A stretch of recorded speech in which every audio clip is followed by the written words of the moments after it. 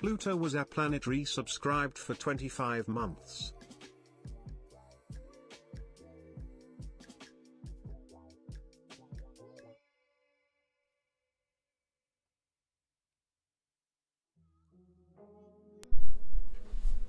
There we go. Hello. I had to press the button. I did know I was muted. Actually, surprise. I'm actually on top of things for once. Hello. Thank you for the reset. Pluto was a planet. Appreciate you. Appreciate you. Thank you for being here. Thank you, the Grumpy MB, for being first. Thank you, Twitty Such, for being here. Thank you, Coding Vibe, for being here. I appreciate you all very much. It's been a journey. It's been a journey. Where do I start? I was sick. I was streaming a little bit while I was sick, and I also didn't stream a little bit and then came back and whatever. Long story short, I had strep. Then I didn't have strep, COVID, or flu the second time I went in. And then I had an ear infection and probably strep. And then I had an allergic reaction to the antibiotic they put me on for the ear infection and strep, switched antibiotics. And then it turns out that I actually had mono. And when you have mono, you get a rash when you take antibiotics with penicillin, which is a fun fact I did not know, and you probably didn't either. So it turns out I had mono, and then I also still had other more different strep, or had it again. It remains unclear, but long story short, I have been sick since like February. No, I should not actually be allergic, which is great news because penicillin is, I was joking around and saying that like Balto didn't do the Alaska run for me to be allergic to penicillin, but then I found out it wasn't even penicillin that Balto did.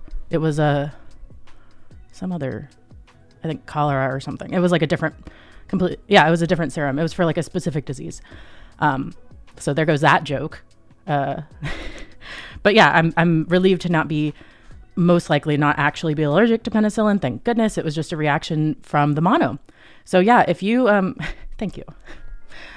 If you are having a reaction you've never had before to an antibiotic and it has penicillin in it and you have other symptoms of mono, it might be mono. And yes, adults can get mono. I learned so much about so many things through this journey.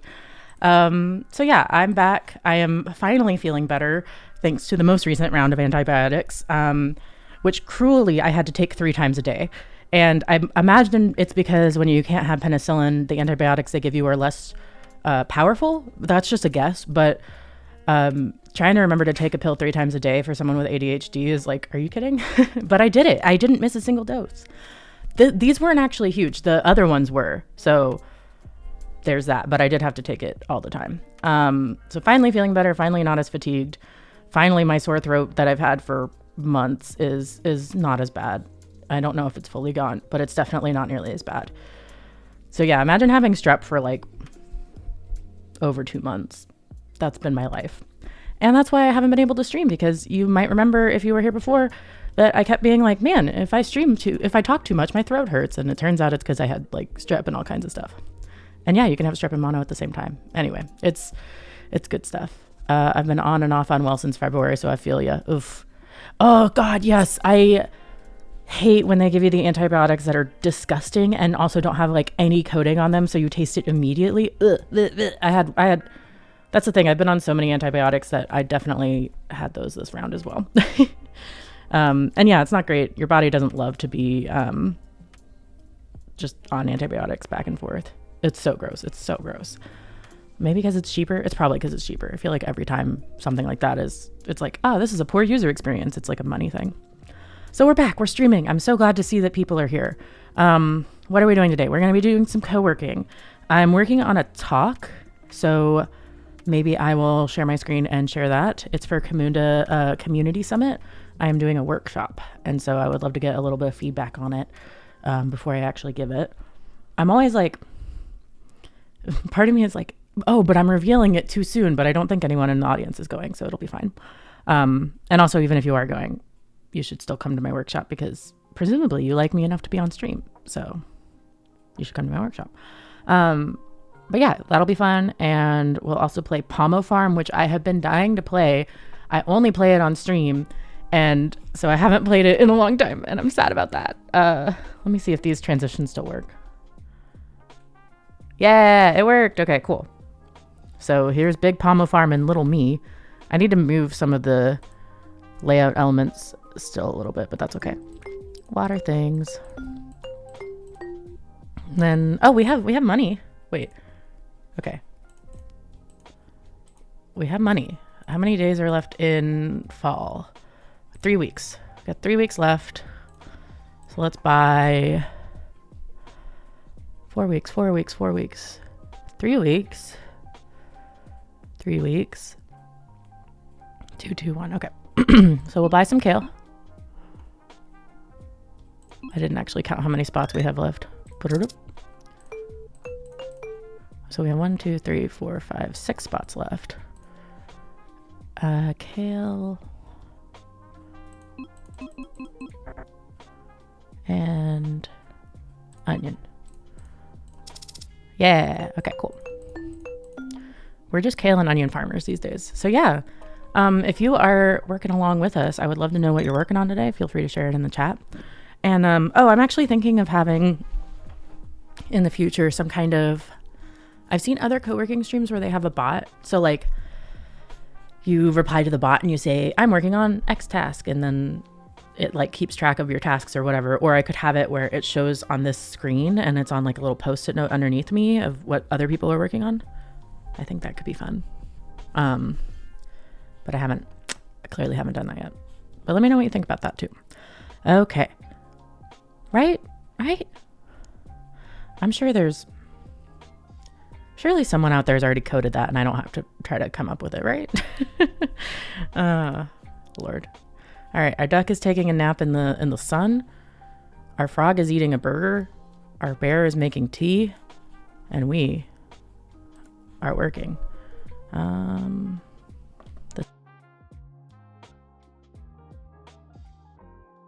Why did it mute me? I need to check my settings at some point. Whoop.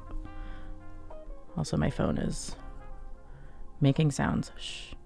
Also, I realized while I was going live that technically my schedule is to go live at 2 p.m. and not 1 p.m. So I forgot my own schedule. Good stuff. Oh gosh, how many comp matches do you have to do for Destiny? For Overwatch, it's like 10, which doesn't seem like a lot when you're just like playing casually, but it's a lot when you 7. Ugh. It's a lot when you're doing comp. Yeah, it was 10. I don't know if it's 10 anymore. That's true. I haven't played any competitive in Overwatch 2 because why would I? More? Well, I think you have to play a certain amount of non-comp games to do comp. So like if you haven't played comp since Overwatch 1, you have to play X number of like casual games first. Yeah. So it's annoying when you have people who have definitely played before.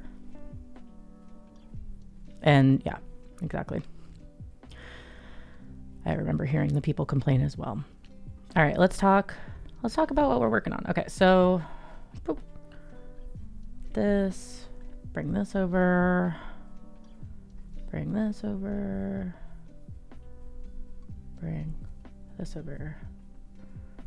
Okay, so my workshop is how to contribute to Camunda with or without code. And the basic idea here is there's a million different ways you can contribute. Contributions are more than just code-related contributions. So I want to highlight not only like the different ways that you can contribute, but also have folks brainstorm what skills they want to work on and what skills they want to use, and then apply that to some type of contribution. And really this can apply to anything in open source, but since this is a Camunda event and also I want to highlight the specific resources we have to help you with certain things, then obviously this is going to be geared toward what Camunda has to offer. So I'm using the template for the event. I have some Slido slides, obviously a lot of filler text on these guys. But I think what I'm going to do, I'm still deciding. So, and I don't think it'll present properly. I have to use Chrome to present the Slido thing because of permissions things. But basically, I have a couple questions. So first I'm going to do, have you contributed to Camunda before? And then I'm going to talk about like what counts as a contribution. And it's actually all these different things. It's not just code related stuff, right? I have a slide about why contribute. And then we're going to talk about skills. Like what skills do you have? What skills do you want to gain or improve? And these are actually going to be word clouds. So my idea here, originally I was thinking, and I'll show you, that this would be more like a workshop or a worksheet that I give to people. Let me zoom in on a little bit on this. Actually, there we go. So, and this is all, I would be giving this to our designers to make it look not like I just made it in a Google Doc. But the idea is like list some skills that you have, list some skills you want to improve, and then match those skills to the contribution. But I was thinking if I did it on Slido, and it's a word cloud, that people can be inspired by other skills that people put. But then if I have folks doing stuff on Slido, that's on your phone or on your laptop. So then they wouldn't really be using the workshop or the worksheet rather. And I think, okay, so basically I haven't decided. If y'all have feedback on which way would be better or like what you as an audience member would want, I'm not sure if, and maybe I should look actually on the website, because what I'm thinking is if the agenda says anything about like, we have workshops and you should bring your laptop or something, then I can adapt to that. I was thinking physical paper, and that's the thing. If I know people are going to have their laptops, then I can just share a template with everyone. Will the conference have Wi-Fi? It should have Wi-Fi. Maybe that's what, oh, here we go. If you plan to attend a workshop or the hack day, a laptop and charging cable is required for participation. Okay, so what that tells me is if everyone is supposed to have their laptop, then let's do Slido so that people can share with everybody. And then let's make this into a template that people can use. And then I can also add resources to it. Because that was the other thing I was thinking about in the worksheet is I want to be like, here's the slides from today. Here's the email you can send an email to. Here's this how to contribute page, like all that stuff. And so I can make it like, yeah, like a thing that they can actually click on, because I don't know why in my mind I was like, it's a physical handout, but I think it'd be better to not be a physical handout. And then obviously if someone's like a pen and paper type, they'll probably have a notebook. Yeah. Okay, cool. So check the current weather. Thanks, Windows. And news. I'm good. I'm so good. I don't need to know any of that. Okay, so we'll come back to this in a little bit. Let's go back to the actual slides. Okay, so I think I'll keep the Slido stuff. And then this was going to be, we're here to help, kind of a summary of all the different either programs or I don't know if I want to do individual people. I haven't decided yet, but like the different stuff that we can do to help folks. And then same thing as on the workshop. I'm going to challenge them to map the skills that they listed to a type of contribution. So for example, I want to improve my public speaking. Ideas for contributions. They can speak at meetups. They can apply to CommunityCon or Community Summit, etc. Hello, Kay. It's so good to see you here. I usually see you on the other side of Twitch, so it's nice to see you in the chat. Yes, I'm finally not dying of every illness. I feel good enough to be live, and it's very kind of people to be here. Thank you for being here. Oh yeah, and then I want to mention like ask DevRel team for CFP feedback, because that's a thing that we support. Is we'll give you feedback. But yeah, then just like applying it to an actual, oh my god, why is formatting my enemy right now? Applying it to like some time-oriented goals, like, okay, I want to get better at public speaking. Here's some things I can do. Here's ways that I can get started with that. I know it really has been. It's been 1 week. No, it's been a mess. I am so glad to have some energy. I did not realize. So one of my friends was like, oh, if you have mono, like, have you been fatigued? And I was like, that's kind of a tricky question to answer because like my mental health stuff makes me fatigued. My ADHD makes me fatigued. Like existing in the world makes me fatigued. I have a toddler that makes me fatigued. So like my energy level is so up and down anyway that I was like, I don't know, maybe. And then I had a day where I wasn't exhausted and I was like, oh yes, I have been fatigued. Oops. I have bad body awareness when it comes to that stuff.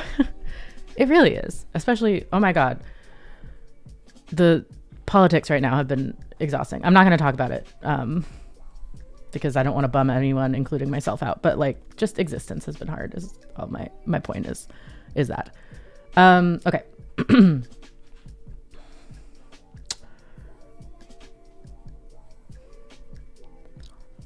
Whatever. I'll fix that later. Okay. So, and then I have another example, technical writing, contribute to docs, write a tutorial blog. My friend Christina, who is a technical writer, is giving a workshop on documentation right after mine. So that's the first step. It's so nice to be feeling better. So I'm just going to harness the positivity. And then learn a new programming language, I should probably say. Although if you want to learn a new language, that's a great skill too. I just don't know that we can help with that with contributions. Contribute to docs, create an extension.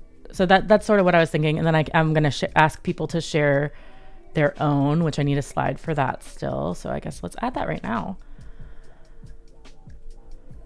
What layout should that have?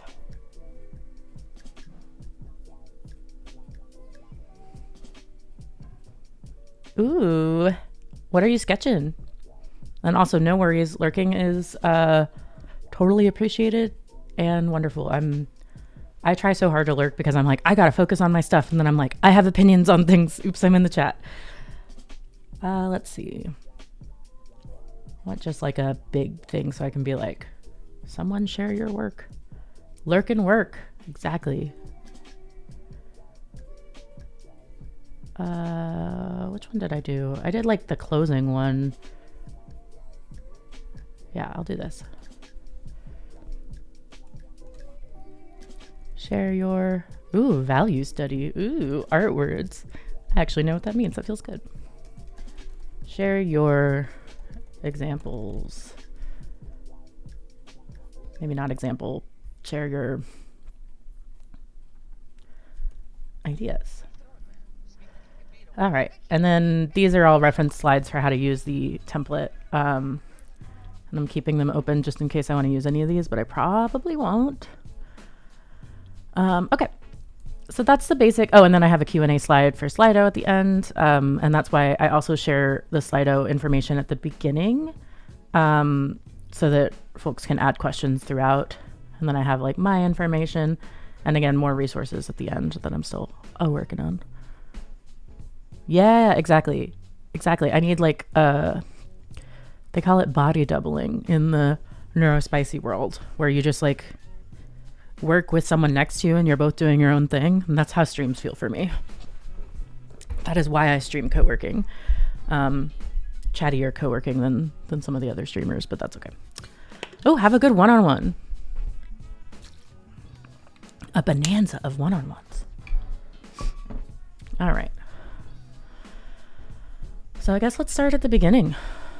Some stuff about me. You may recognize me from the Kamuna Community Hub, which is where I hang out most.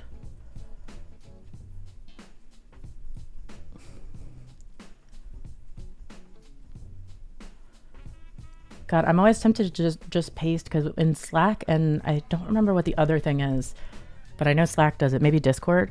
If you just highlight something and then you paste a link, it makes it a link. They do not do that in Google Docs.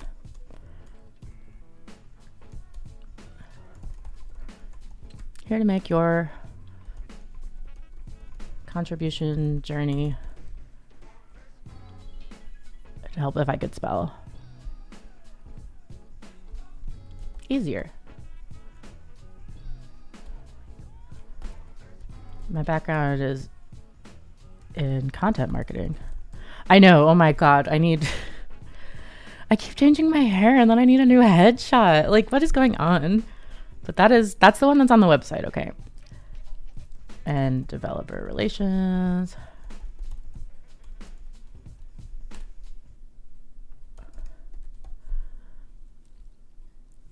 Oh my God. I was like, dinner, but it's 1 p.m. I forgot time zones for a second. Have a good dinner and also a lava shower. That sounds great. And wonderful vibes. I should know that because I have coworkers in Germany, and yet every time I'm like, burr, time zones, burr. All right.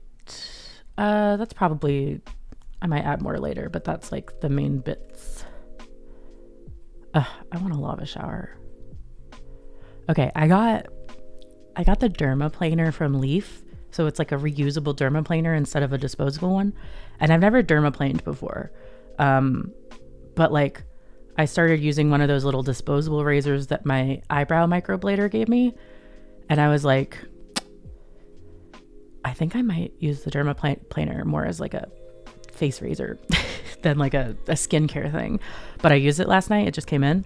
First of all, it's super nice. Second of all, my skin feels so good. And it felt very self-care to like just sit there and take care of my skin for a little bit. And lava shower reminded me of that. Self-care. Canva has an AI feature where you can highlight a part of a picture and change it. I wonder if it would work for hair. I saw someone use it to add a professional blouse. Okay, that's actually hilarious. I love the idea of being like, well, this outfit's not work appropriate, and then changing it to like your LinkedIn profile photo. I'm getting my hair color done on Friday, which means I'm not streaming on Friday, even though I'm trying to make a comeback. I know it's tragic. But that's the time that they had because I had to cancel because I was sick, and like it's a whole thing.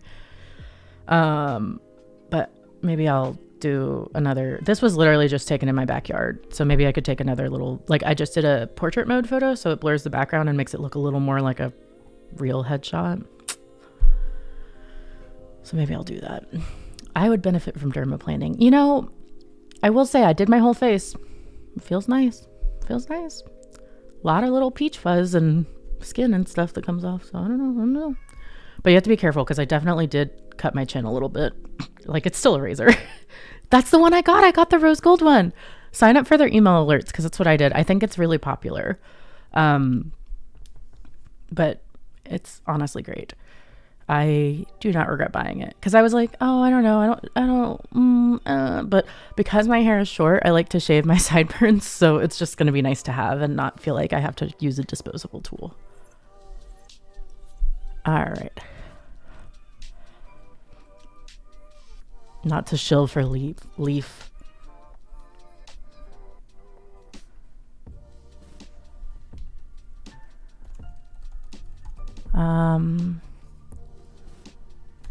Skills and areas of growth, I think I'm going to call it.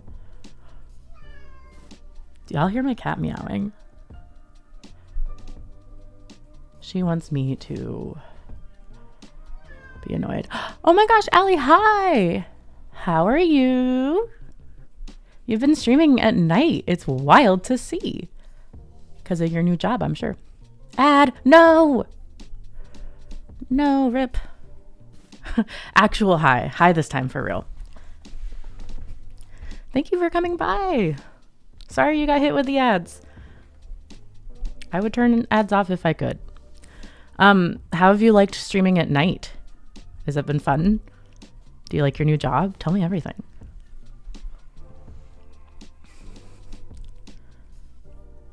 I must know it all. SpongeBob at night. 2017, 20. Yeah, I feel like the nighttime programmers are nuts, a little wild. There we go. That's so good. I'm so glad. It's so good to hear. More code. Yeah, I feel like the folks that work in DevRel, that's like the number one complaint I hear from engineering folks that move into DevRel is like, when do I get to write code again? And you're like, yes, code. Let's see. Okay. I think I'm going to call this done for now at least. But didn't you close a ticket like on your first week? Like you're basically already contributing. Like, you know. Hell yeah, you did. I've never closed a ticket because we don't use Jira. Hell yeah, look at you go.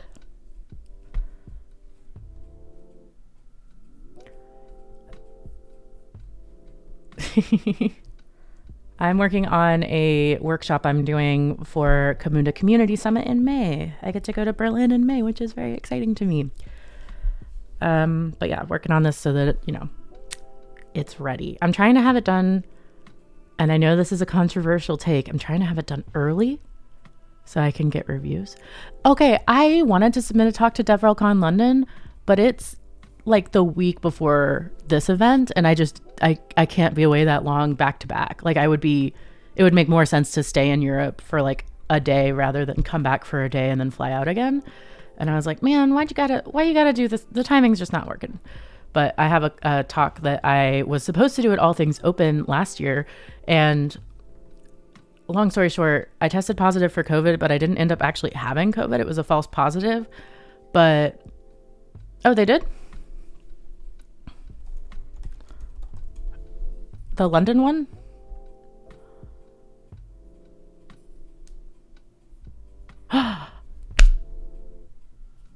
That changes everything.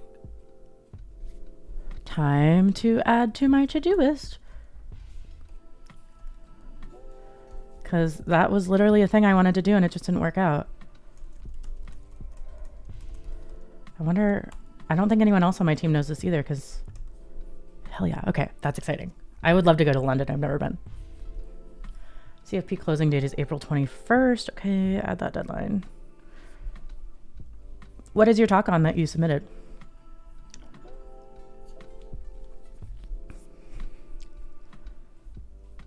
Developer education, doing more with less, developer success. Okay. I think that's a great talk idea. So I have a talk that I was supposed to do at All Things Open that I didn't end up getting to do.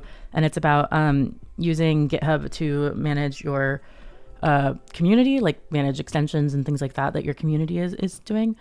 So I feel like I can do that maybe at DevRelCon if there's interest. And then, I mean, there are so many other topics. Like I could talk about, oh man, here's a topic about, I've seen, just spilling tea. I feel like there's something around like respecting PMs and marketing colleagues, like the jobs that are typically seen as lesser by a lot of developer advocate types, and how to collaborate with them and, you know, help everyone do their job better. I don't know. I would have to phrase that a lot nicer. Hello, Just a Red Shirt. I'm talking about, Allie just submitted a talk for DevRelCon, and I feel like there's a talk in there somewhere in my mind that is trying to form about, like, if you are an engineer, how to collaborate with PMs and marketing. Because from my time in DevRel, I have noticed that a lot of folks that come from an engineering background are kind of see those roles as lesser. Bye, Allie. Have a good work. Bye-bye. So I feel like there's a conversation to be had there about, like, here's the work that they do and this is why it's important and you shouldn't. Yeah, exactly. Bad culture. It's toxic. I've seen it on both sides where, like, marketing is like, oh, DevRel's really hard to work with. And then DevRel's like, oh, marketing is really hard to work with. And the problem is that they just don't understand each other's expectations and needs. But I'm also a perpetual optimist. So I'm like, if I just explained it to them, everyone would get along. That's not necessarily true either. But okay, back to focusing. I'm working on a talk that I'm giving in May at Camunda Community Summit about, well, it's not a talk, it's a workshop about contributing to Camunda with or without code. So different ways you can contribute and helping you map your skills to different contribution types. So right now we're on this slide. And I want to make sure I'm not forgetting anything. So I have code-related contributions, documentation, ideas and feedback, which I don't have any bullets for yet, expertise, which is like pretty general, but I'm hoping the examples will help, community, same thing, and then I have and more, which first of all, let's get a little icon going for that. Yeah, I'm excited. I'm really hyped that I get to go to Berlin again. And I think this is a good topic. I think people are going to have a good time, hopefully. Which of these says and more to you?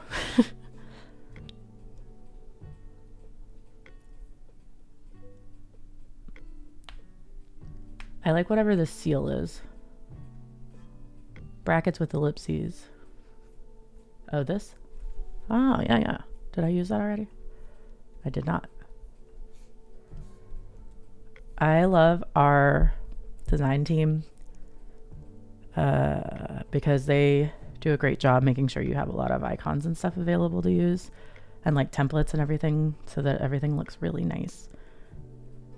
I might still ask them to review this before like the actual event, but it's nice to be like, oh, I can at least come up with like a basic layout without having to ask.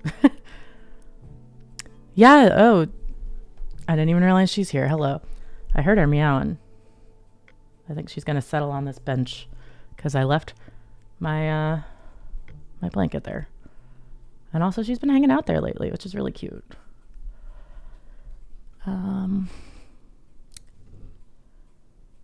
Maybe just white. I feel like she would be popular if she streamed, you know, on her own.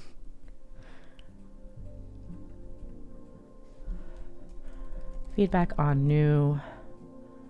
I'm about to test some Apple shit with Intune. What's Intune? Intune. I don't know. Oh, new emotes. Yes. Liz made new emotes. They're beautiful. Maybe I'll show you during the break. Feedback on new features. It's break time. I spoke that into existence because I said break. Let's see what we've got.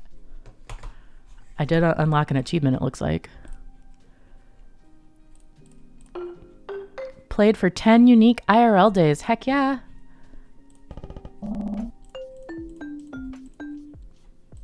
Oh yeah, that would be great. That's easier for me than opening my email on stream. A little scary. I'm rich. All right, let's see. We've got 2 weeks left. So we can get mushrooms, carrots, and wheat. So I want to do mushrooms because that's who I am as a person. I think I bought too many. Sure did. That's fine. The game is surprisingly forgiving when you buy too many of something because at the end it just refunds you. Intune is a mobile device management for computers. Oh, okay. Used to be SCCM and now it's Intune. It does a bunch of stuff, but I have to test the heck out of it before rolling it out to all 1,000 plus Apple devices. That is a lot of devices. We use, is it MOS 360 or is that the one I use at IBM? I don't know if that's the one I use here. Hey, you're like IT networking guy. Oh yeah, it is MOS 360. I see it up here. Is it? I mean, I know IT folks can see what you do on your computer, but like, how often are they actually watching? That's my real question.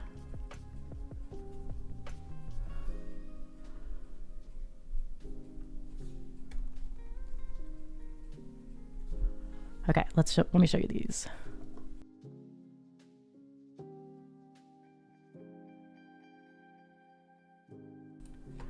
Okay, these are the new emotes. We've got a yay. They're a little small, sorry. Because this is what they're gonna look like in chat, and if I make them too big, they look a little funky doodle. But we've got a yay, little balloons, and then we've got Miles. Miles looking so stinking cute. My goodness. I am so excited because I have the Miles attention time redemption, and I can put a little Miles on there, and then y'all can press the Miles emote when he's here. It's gonna be so good. It's gonna be so good. And Liz is a brilliant artist as always doing good things. Oh, thank you. You sent a bigger version. I see. I have my stuff on mute because you know I'm live. Look at this Miles. Do you see this dog? Do you see this dog? I'm obsessed with him. And then the yay. The yay is so cute. I was like, I need something celebratory for when we like, you know, solve a hard problem or whatever. And I had no ideas. And then Liz was like, don't worry, I got you. Never unless HR goes up to them for good reason to start snooping. Like they can by default see the apps you open and the time you spent. Yeah, that's what I figured. Okay. That's what I figured. I don't worry about it because I'm not really doing anything wrong, but I am curious if like someone in IT is like, are they watching Love is Blind while they do this data entry? That's all. I know. These are so good. Liz killed it. I'm obsessed. And I'm going to install these later. Maybe during the next break if we have enough time. But I don't know if I'm coordinated enough to do that and talk because it's a lot of... There's so many sizes. You need so many sizes to upload a Twitch emote. And I don't know if I have more emote slots, so I'll have to get rid of some. But I don't think that'll be too hard. I feel like I love these, but nobody uses them. They are fun though.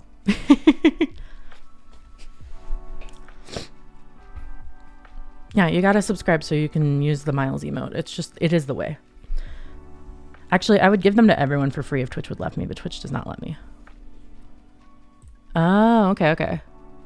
Yeah, see, I figured they don't care because they're chill too. As long as you're like doing your work and no one's like flagging you to begin with, right? Like, yeah, exactly.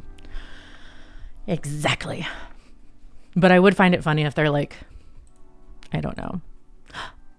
Kay subscribed at tier 1. Thank you so much for the subscription. Oh my goodness. Just Ted Shirt. Oh my god. Subscribed for 4 months. Hells yeah. And we got a resub from Just a Red Shirt with Prime Gaming. Thank you very much. Kaniman just subscribed. Kaniman and the talk to speech did not, or text to speech did not know what to do with that information. Oh, y'all are sweet. Thank you so much, Kay, and also Just a Red Shirt. Now you have your little pancake, which I love because you get a bigger stack as time goes on, and I think that's adorable. All right, I'm gonna start the Pomo, and we'll start focusing again. And by focusing, I mean I'm gonna pull up my Twitch and see how many more emote slots, or how much time we have until we get more slots, because I don't actually know, or how many subscriptions. Blah blah blah. Follower emotes. Blah blah blah. Okay, I have one more slot for animated. But if we want another standard plus another animated, we need to get 25 subscriber points. And we currently have 6, which is totally fine, by the way. This is the only reason I care. So we can get more emotes. Oh, thank you for the lurk. Oh my god, I love the Sylveon Bongo. I use that in so many chats. And thank you for the hydrate. I will hydrate without hydrating. So I appreciate you. Okay, cool. All right, back to this. Yeah. Okay. I feel like these are bigger on the bottom than they are on the top.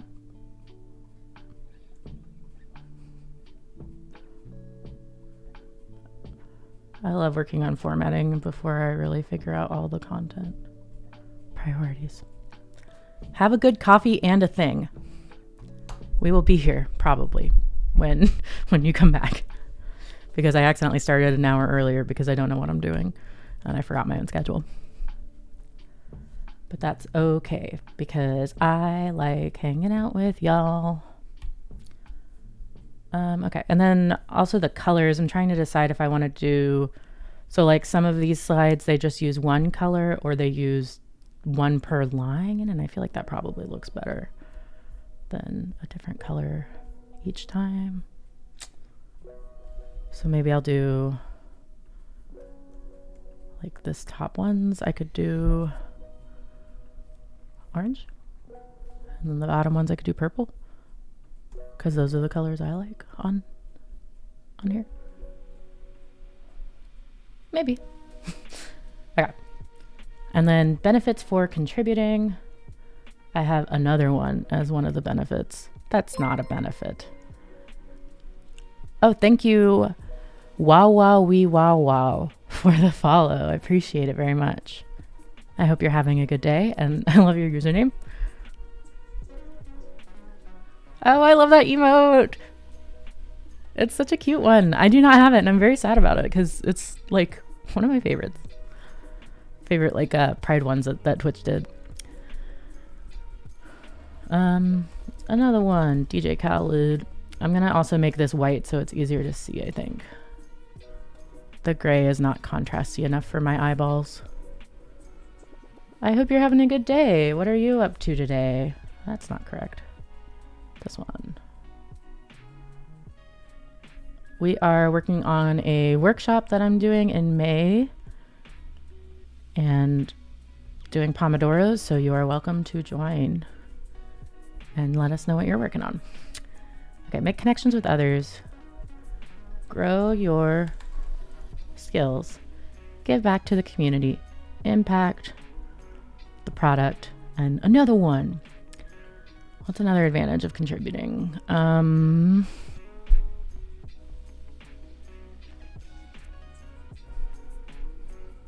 Did I already list some of them on this page?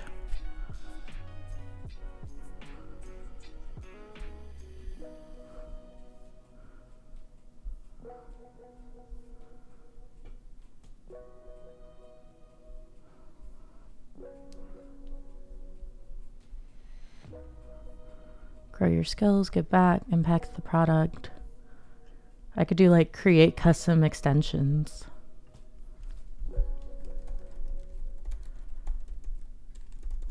Maybe. Because that's one thing you can do if you code. And then I need little icons for these guys as well. And I think I'm going to do a different color on this page. Maybe the little light blue. Oh, I like the light blue. Grow your skills. Let's see. Which of these says skills?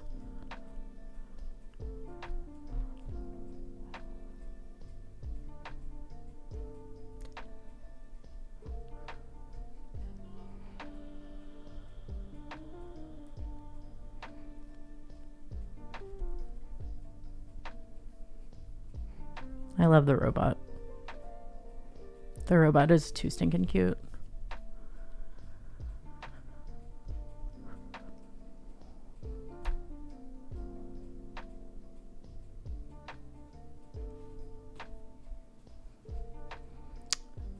Maybe the cycle?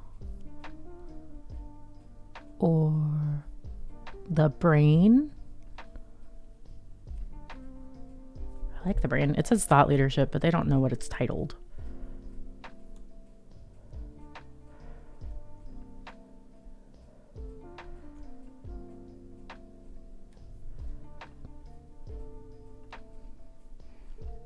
Oh. Not black. I can't see it if it's black. There we go. That's a maybe. I might change that. The next one is give back to the community.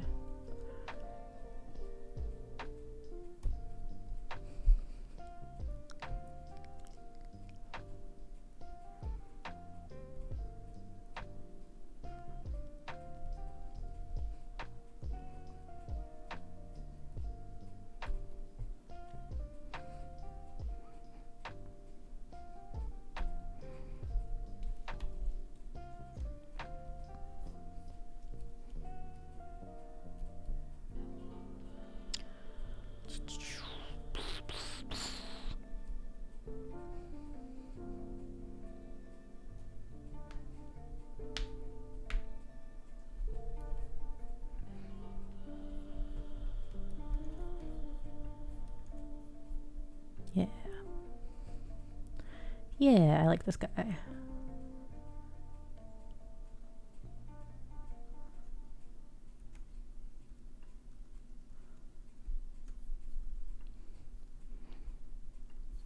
Yeah.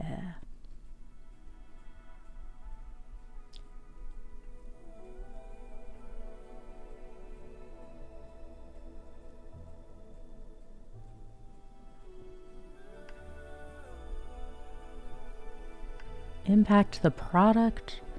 Great news, we have a ton of product icons.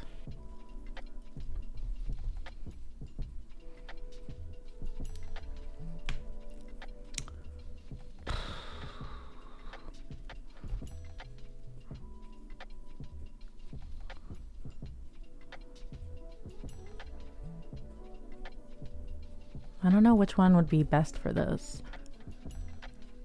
I feel like our little icons are really distinctive. So maybe this one.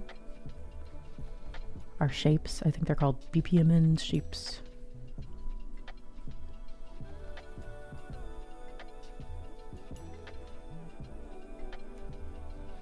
Oh my god, it's so little.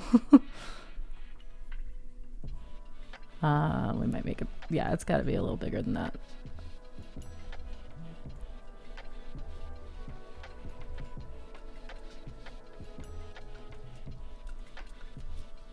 Yeah. Yeah, that's cute. Create custom extensions. I don't even know if that's what I'm going to keep there, but my thought there is like something in the GitHub, in the community hub.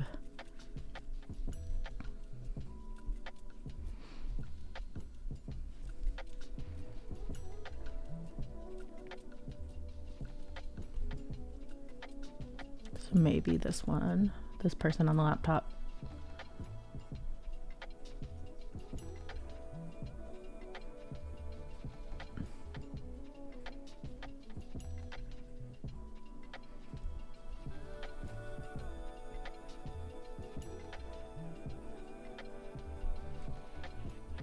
Why doesn't it want me to have things be the same size? That's the real question.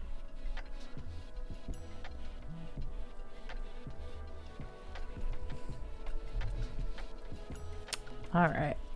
Okay.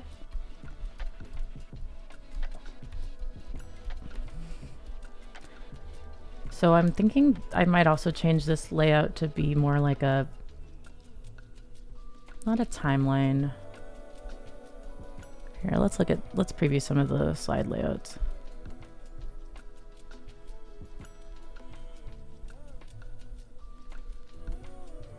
Because one of these timeline ones might work for it. But I want to show more of the relationship between them. Almost like a flowchart or like a process diagram. Oh, I could do it like a process diagram, actually.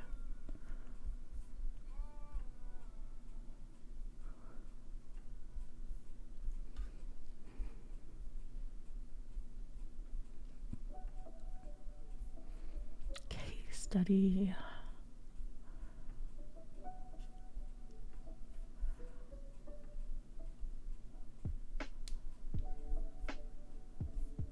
This is a cool layout. I don't know if I might use that for the resources slide, actually.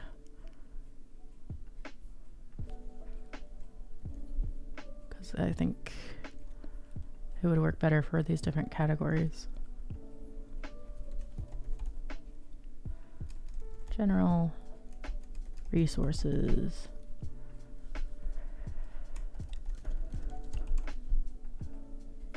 Something like that.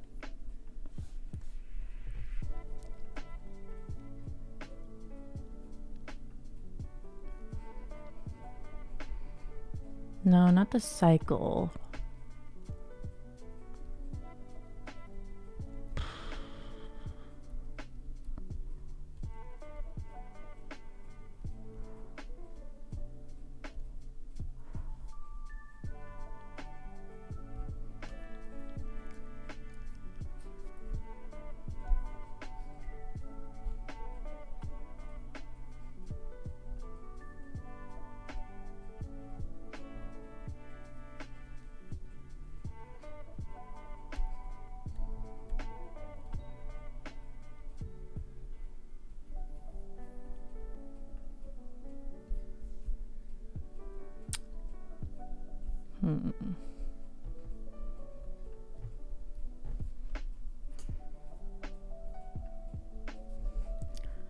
Feedback on features, feature requests.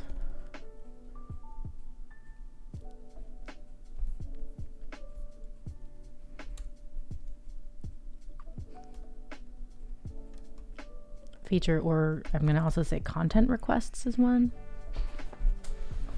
Because someone could be like, can you write a blog post about blah, blah, blah? And that's still a request and feedback.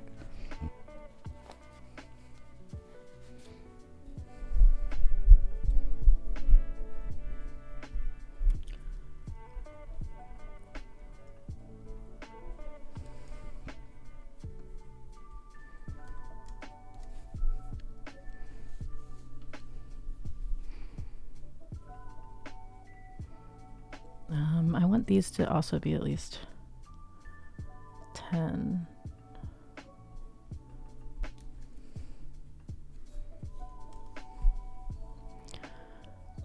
Oh my God, no. So, okay. For context, Coding Vibe is trying to help his team come up with a new team name. And his vote was the Master Blasters. And unfortunately, seems to be catching on. No. I hate it. I don't want it to catch on.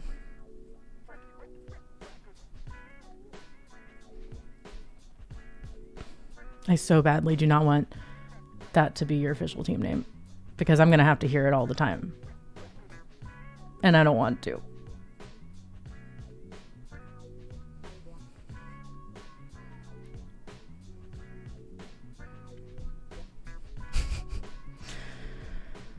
I'm not good at coming up with team names, though. I think twice I've been on a team that's called itself the Dream Team. And like, that just tells me none of us are good at coming up with team names. Oh, okay, wait. One time, though, I did come up with a good team name. It was for a quiz at the retreat. And the person at Kamunda who's always putting on quizzes, his name is Nile. And our team name was Cruising Down the Nile. And I believe that was his favorite. So there is that. That is the one time I've ever named a good thing. And it was a quiz. Like, that's not the same.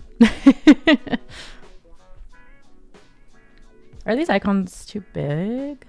There's something I don't like about it. I see. This doesn't feel... I think I adjusted this and now it's not centered.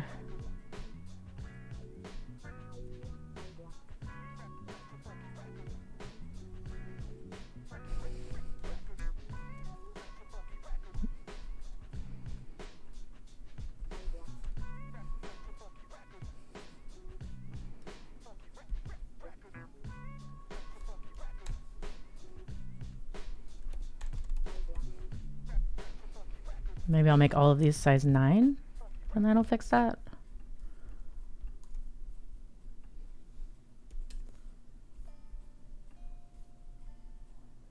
Oh, maybe I can fix if I make the spacing smaller.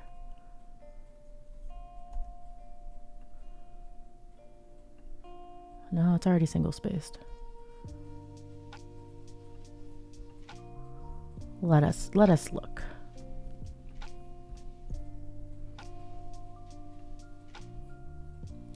Aha, I'll do 1.0.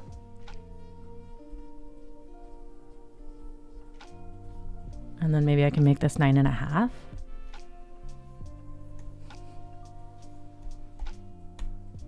No, not 1. There we go.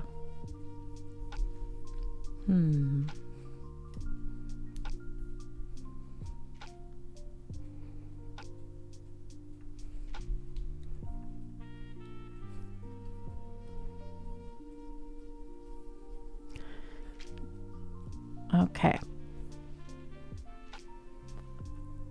I'm mostly happy with this slide. Mostly.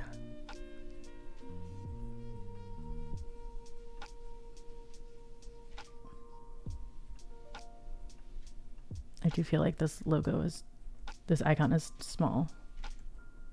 Oop, oop.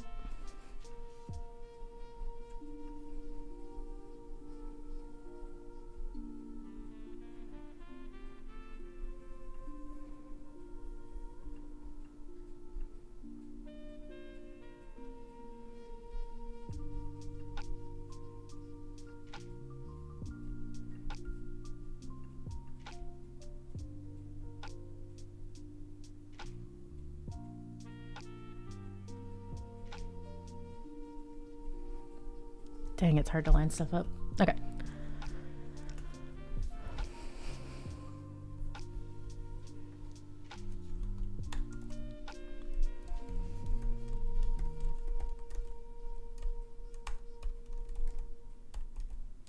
Example code. Okay. So the part I need to flesh out is closer to the end here. So do I want to do, getting back to the question of the layout.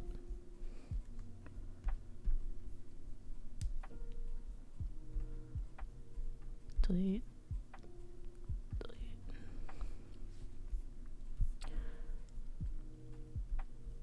Let's do a new slide and I'll try out a couple of things. And this one can be probably just blank.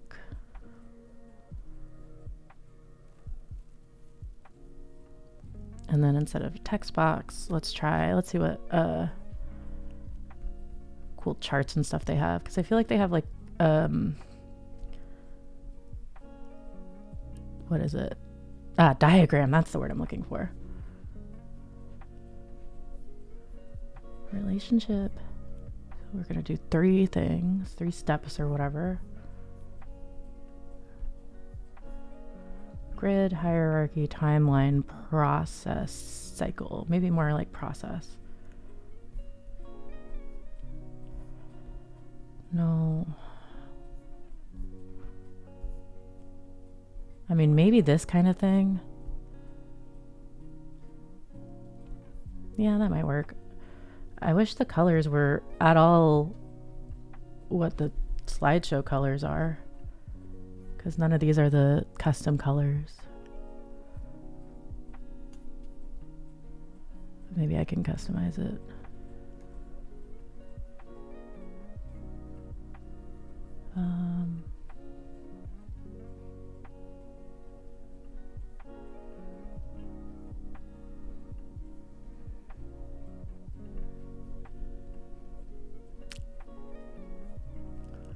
Hate this.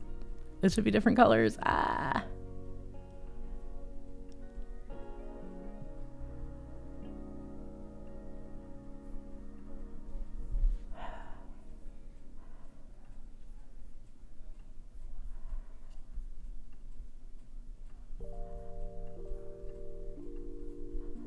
Oh god, this is so ugly.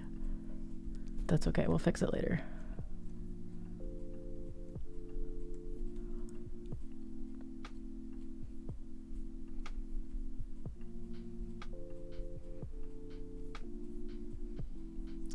Oh, actually, these ones can be white. They don't have to have a background color. Oop, oop, oop.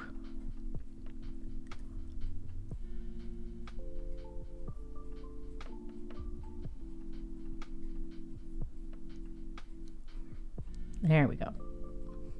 Okay, so pretend these colors are nice. And maybe I'll do the black background. Yeah, because let's see. This would be...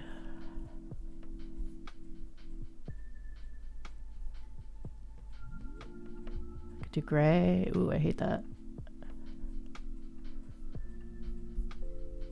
Or black. And then these we can make white.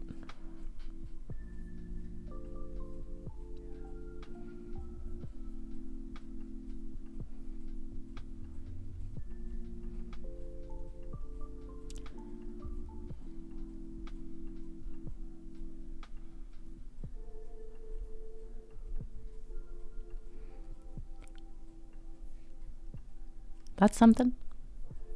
I like that better than what we have, so let's go with this for now. And we can always beg for branding's help on this.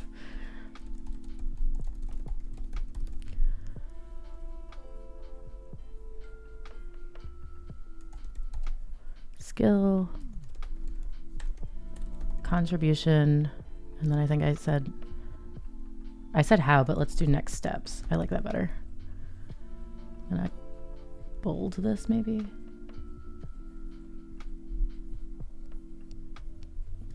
Not you.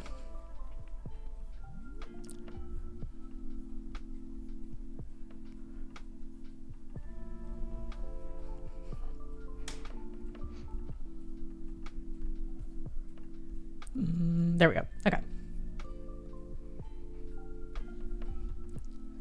So my first example is public speaking.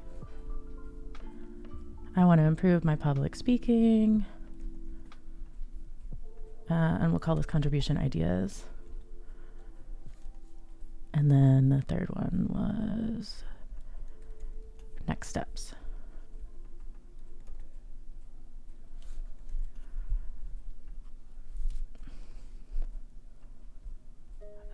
14? Size 14? Yes.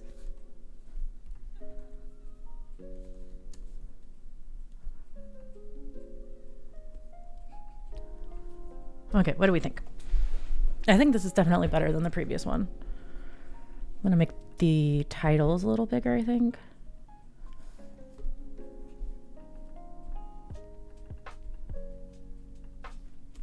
Ah.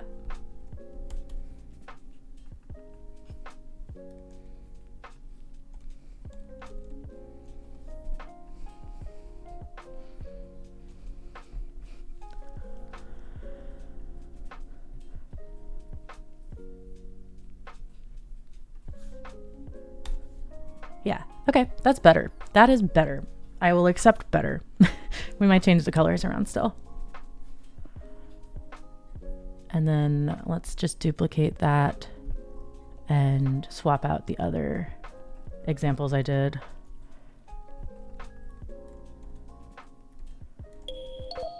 Oh, it's break time already.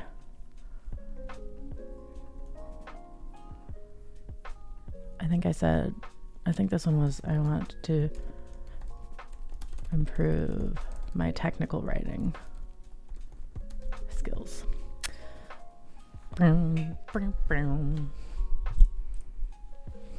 Pick everything. We only have one thing.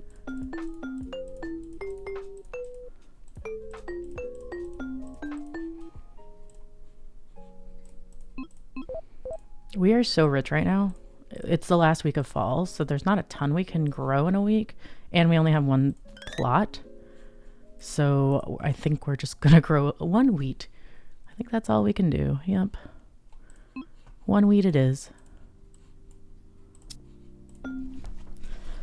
Alrighty. Let's get a little stretch. Little stretch. Little break time stretch. Do y'all see the cat? Hold on. Do you see this cat? She's just hanging out. She's just vibing. She's just having a good time by the window.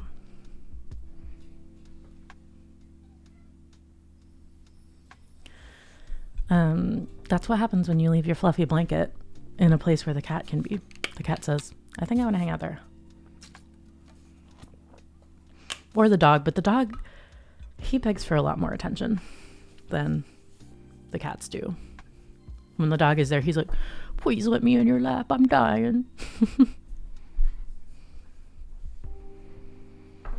Man, it feels nice to be back streaming. I'm so glad I feel well enough again. Also, I keep noticing that this plant in the corner is just dying. I had to record something for work, and you can see my plant in the background, and I'm like, oh no, that's not a happy plant. Oh, also, if you may notice that I have a new shelf in here. Wow, it's true. It's dying in solidarity. I have a new shelf in here. That's because it was in my kids' nursery, and we were baby proofing it, and we realized it is not baby proofable. It's simply the back of it ripped when we tried to attach it to the wall. So now it's in here. But I haven't changed anything, so the stuff that's on the shelves is just like toys and books. I need to restyle it, but it hasn't happened yet. But it's a cute shelf. I'm not mad that it's in my room now, my office. I just need to get the baby stuff off of it and also get him a new shelf because, good Lord, we buy this kid so many books, or like he's gifted so many books or whatever. But books are, I'm never going to say, no, you can't have more books, right? Like, come on. Books are important and good. But yeah, I need to style that. If I'd known that I was going to have that shelf in here, I might have rearranged this because I would love to have it actually right behind me, but I've got the lights on the wall. I know, how dare he? Honestly, I'll tell you, it's the cutest thing. He'll pick up a book and open it and start just babbling away because he's like, he kind of knows words, but he definitely doesn't know sentences. And he'll just like, blah, blah, blah, blah, blah, blah, blah, like he's reading it, even though I know he's not. And it's very cute. I wonder if he thinks that he's telling the story. I have no idea. But yeah, I would have put the shelf directly behind me just because you can fit more stuff on it. And like, because of how high this one is, you never really see it on my stream, even though it's got cute stuff. You see it when I'm in Zoom calls. So I get a lot of compliments on like my Furbies and stuff, but you can't really see them on stream. But now I've got the light panels up and those are a pain to move. So I simply refuse, especially since we're moving not too far from now, which, oh my God, stresses me out. Although, okay, speaking of things that stress me out, I did our taxes 2 days ago now. And I was like, here's the reasons I was avoiding it. Number one, it's not fun, right? It's like one of the most boring tasks you have to do all year is do your taxes. Number two, we've owed for the last several years, and I just assumed we would also owe this year, and I didn't want to deal with that. And number three, I wanted to switch away from TurboTax because they're kind of the devil, and I was scared because I've only ever used TurboTax to do taxes. I'm happy to report all of that went better than expected. We got money back. It was approved right away. I used Free Tax USA and it was fine. The only thing that was less convenient is that TurboTax has like the connection to ADP and all the W-2 websites. So you can just be like, I worked at this company and it'll pull it up for you. Free Tax USA does not have that. I had to manually enter some of our W-2s, but like, it's fine. It wasn't hard. It was okay. I survived. It did not take that much longer. So like slightly less convenient, but way less evil. I will take that trade-off. So if you too have been avoiding your taxes because they are due next week, this weekend, soonish, you can do it. I believe in you. We're all rooting you on, and use Free Tax USA instead of TurboTax because they are part of the reason that we even have the tax industry in the first place. And I do not like that personally. Yeah. So obviously, Kay, I have totally different income than you do in terms of like, you know, I'm not self-employed and things like that. So we had a relatively simple, well, I don't know. We have a couple weird things here and there, but like, I know for artists and self-employed people and people who have their own business, it can be harder. So I don't have any perspective on that part, but I found it to be pretty much the same as, like TurboTax. I imagine H&R Block is pretty similar in terms of like how it's set up. So I imagine it's similar. You may need to pay for the deluxe version just to get like more support if you want it. But even their deluxe version is cheaper. It's like $8. So definitely look into it. Free Tax USA. It sounds like a scam. I made my partner do my taxes because I looked at TurboTax for 7 seconds and had a meltdown. Yep, I get that. I don't know how I became the person to do our household taxes, but I did. And I don't really mind it. I don't know why. Well, I do all of our money management stuff, so I guess it's not surprising, but like, I don't know. It just kind of happened. But I get it. It's scary. And it's scary because you're like, oh my God, is this the right number? Did I put everything in there? Y'all know more about my taxes than I do. Like, hey, government, can you tell me how much I owe and I'll just pay that? Or like, you know, what the discrepancy is? Yeah. It's intimidating. And oh my God, our 2020 taxes were a hot mess because I got laid off. So I was on unemployment for part of the year. And then my partner switched jobs. And then I got hired by another job. So we each had 2 W-2s and I had unemployment, which by the way is such a scam because I could go on and on about unemployment, but the thing that really struck me is that they don't tax your unemployment when you get it the same way that you can like opt into taxing your paycheck. So you can say like, oh, withhold this much for taxes. They don't do that with unemployment. So when you get to tax season, you have to give, you know, however much percent of it back. And it was like, it just was like, I wish you would have taken this out before because now I owe more on my taxes. And like, clearly this was not a great year for that for me. Like I had been saving some because I was paranoid, but I feel like most people don't realize that they don't take it out to begin with.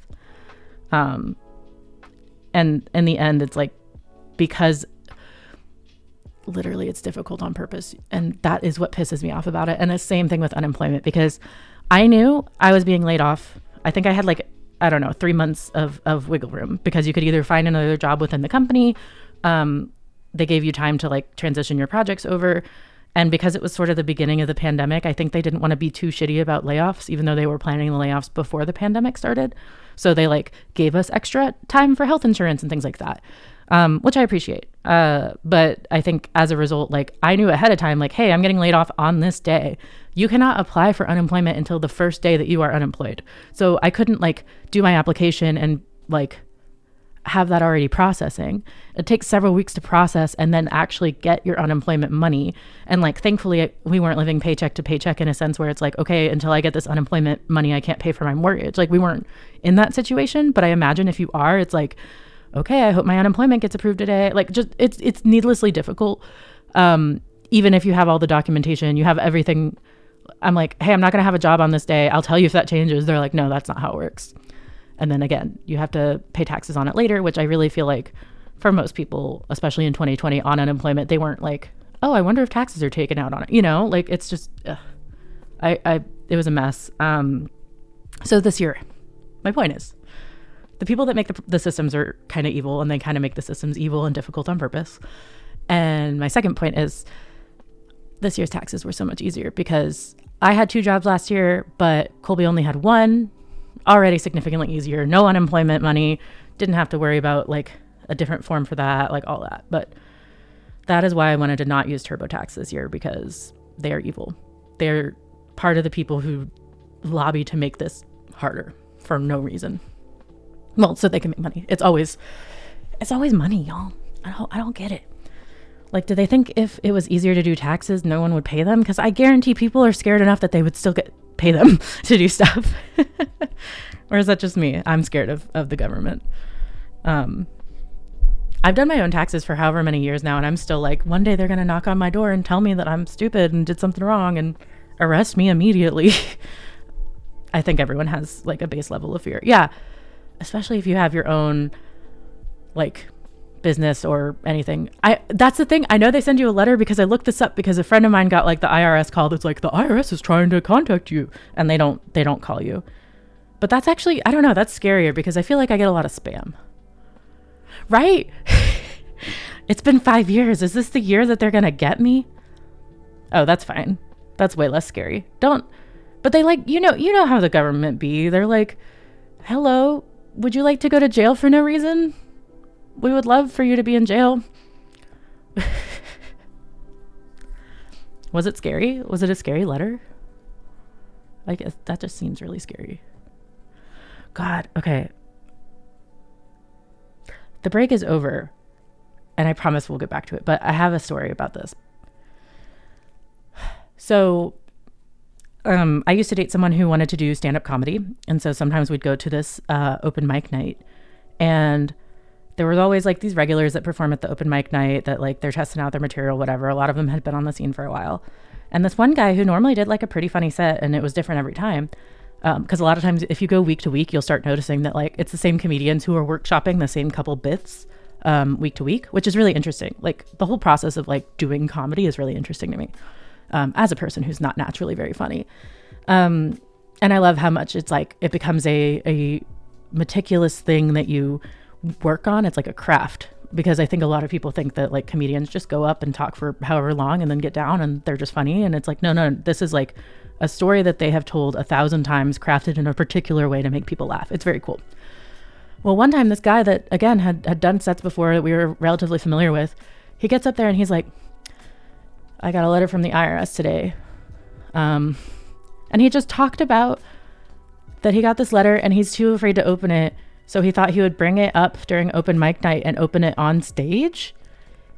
And he did. That was the very end of his like little 5-minute set, was him opening up the letter and reading it out. And like, I think it was just like, you owe money. It wasn't like, we're arresting you immediately, which is what it always feels like, I guess.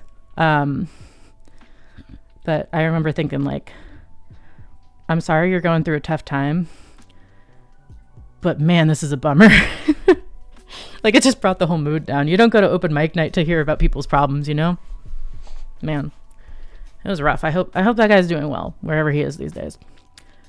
But woof. All right. Start the palm up.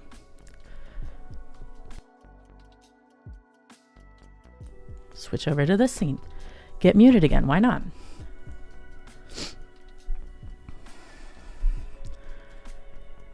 I want to improve my technical writing skills.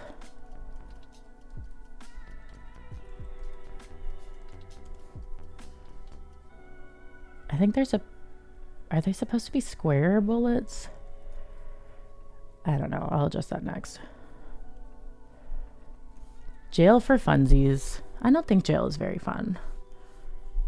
But given the way our government is, you'd never know that.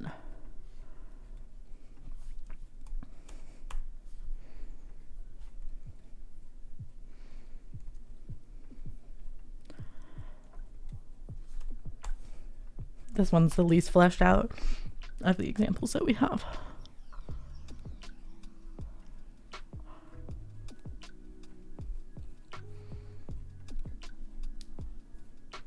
Okay, so there's a piece I'm missing in the middle here between like, these are the types of contributions. And then like, we talk about, okay, what skills do you have? What skills do you want to improve? And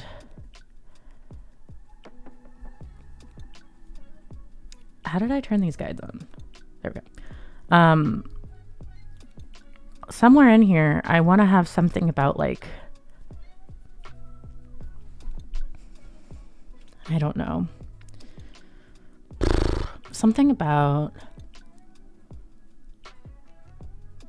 like, is it that I want to list all the different ways to contribute in a different way? And maybe I rearrange this slide to be more general, and then later on I go into more details.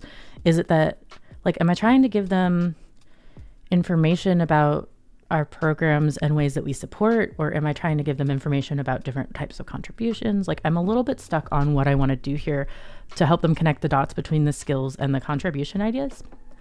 Because I feel like, I mean, and this could even be a supplementary thing, is like just a doc of all these different ways that you could contribute, because I don't want to like overwhelm a slide necessarily. Let me think.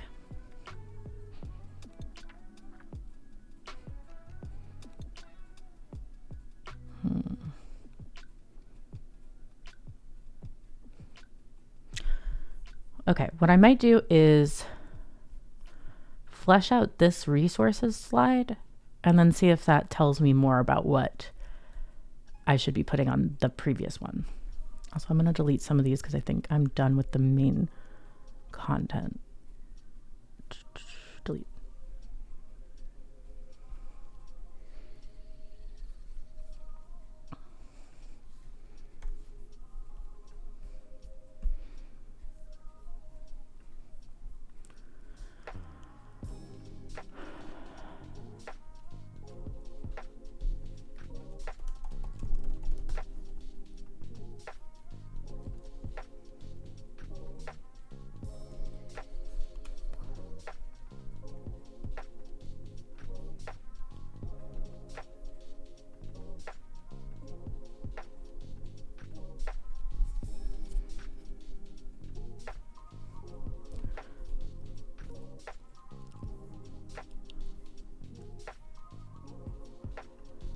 So here I have, on this page, we have three main areas. Yes, get it, Hadil. On this page, I categorize it into code, expertise, ideas, and feedback. And documentation, I believe, is also under code. Yeah, even though it's not really, it's similar, I guess. So I could do those three areas to talk about the different ways we have support.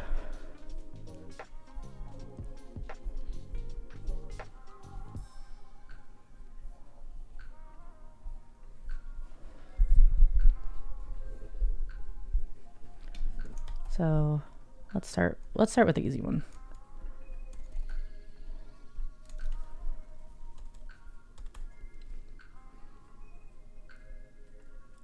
I don't understand why some of the bullets are orange and some aren't, and some are square and some aren't. Like,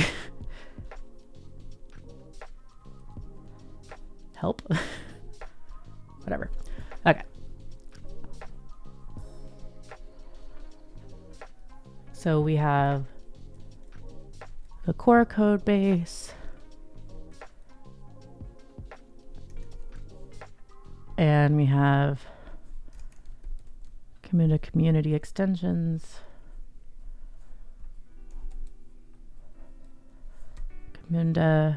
community hub, which I'm gonna have to practice saying that 5 times fast because I trip over it so often. And I don't even know if this link is accurate anymore, actually, because we have...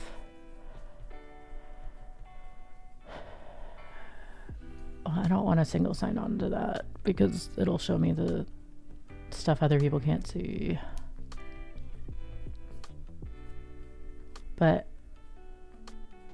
I need to double check that that is correct because we have 2 Camunda orgs in GitHub now.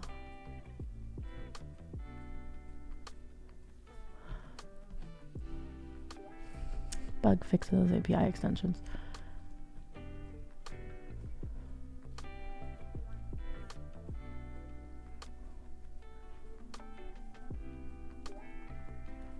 And then documentation.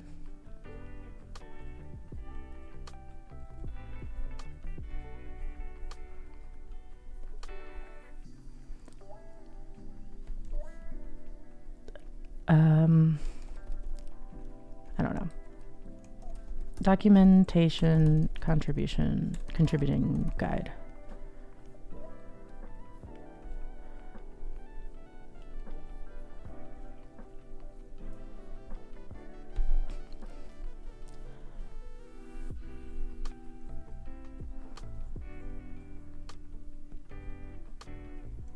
I'm going to move these up and duplicate. Duplicate, copy, paste. There we go. That works. Oh, oh, oh. Reopen. No, not reload. Reopen, close tab. Wait. Twitty were you here when I showed the emotes that Liz did for the stream? Because they are very cute.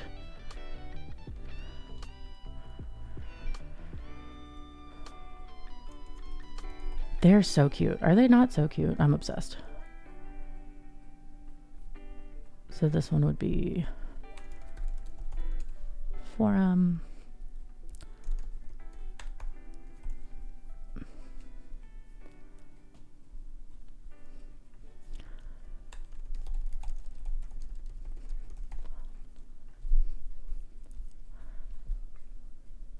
I'm glad I have a whole section in here that's like, here's everything else.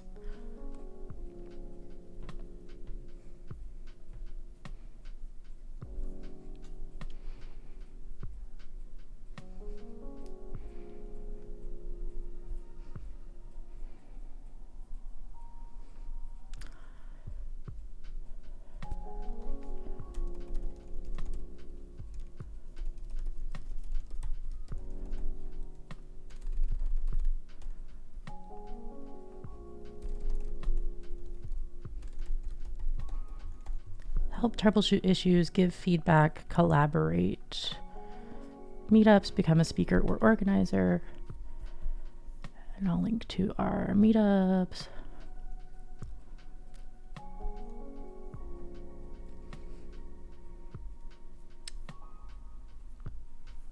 Why is that URL so janky?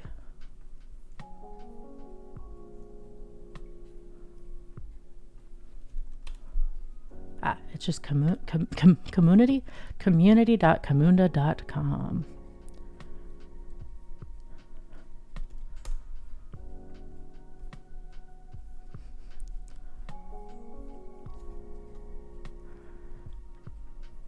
And then forum, copy link.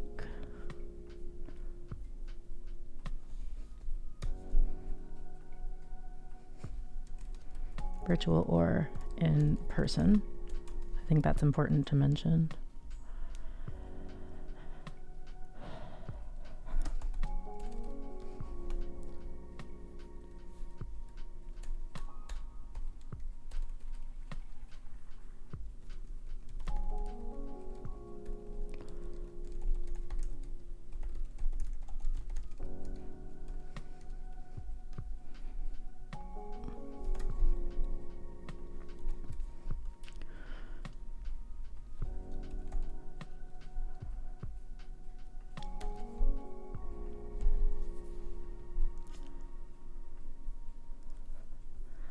create content, write a blog post, be on our podcast, write this other thing, speak at events.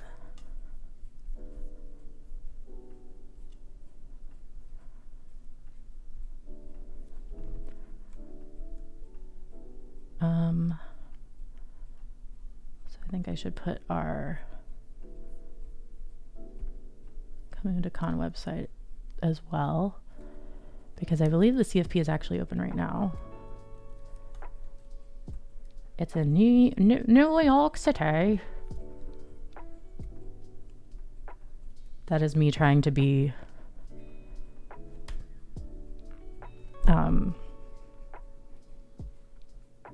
what's the vampire from What We Do in the Shadows, y'all?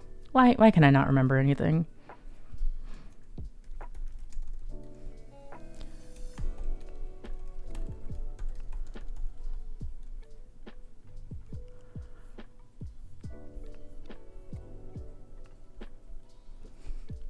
Yes, Laszlo, thank you.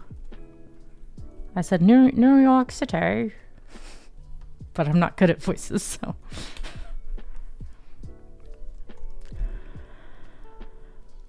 Thank you. My brain was just like Jack Black, which is not even close, but I've just been thinking about Jack Black a lot lately.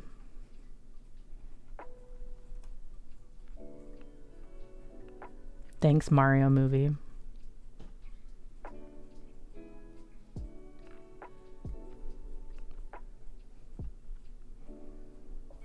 Oh yeah, I saw the Mario movie last week.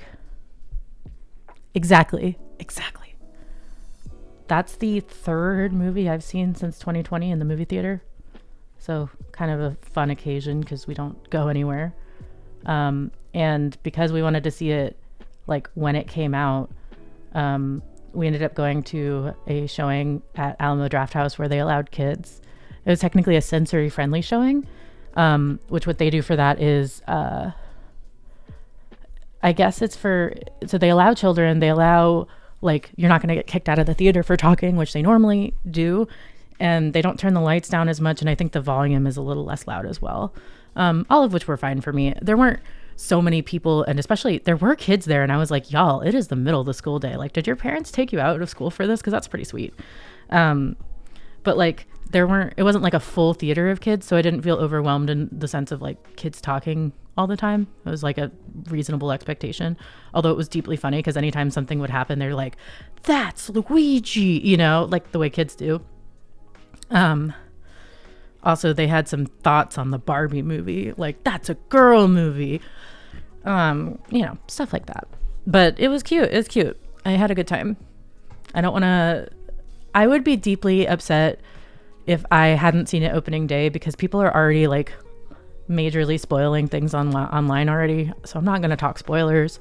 But it was cute. I'm glad. Dude, they are loud. Honestly, the volume that it was like the exact correct volume. And I didn't mind the lights not being totally dark either because we ordered lunch and it was nice to be able to see and like, I don't know.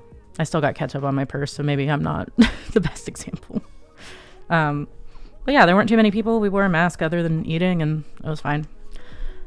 I don't love movies enough to risk it regularly, but on the occasion that it's like a movie we really want to see before spoilers end up coming out, I think it's totally fine. So yeah, this was one of those ones. We've also seen, we had only seen one other movie, which was Mugen Train, which was the Demon Slayer movie. But it turns out, so we saw that one, you know, that brief period in, what a sentence. You know, that brief period in 2021 where we got vaccinated and thought that vaccines were going to cure everything and it was like all going to be good. That's right when the Demon Slayer movie came out. Cause I remember we went and saw it and people were not wearing their mask and we were, and like some people were wearing a mask in the crowd, but not everyone. I think they had just gotten rid of the mask mandate. And I was like, I don't trust you guys yet. Which ended up being the right decision, by the way, if I do say so myself. And also I was pregnant. So I'm like, I don't trust y'all and I'm pregnant. But so we saw it then. And then we also saw Batman in theater, which we did a similar thing. We went midday. And I think there were only like a couple other folks, which is the perfect way to see a movie, frankly. But Colby really wanted to see Batman before any spoilers could happen.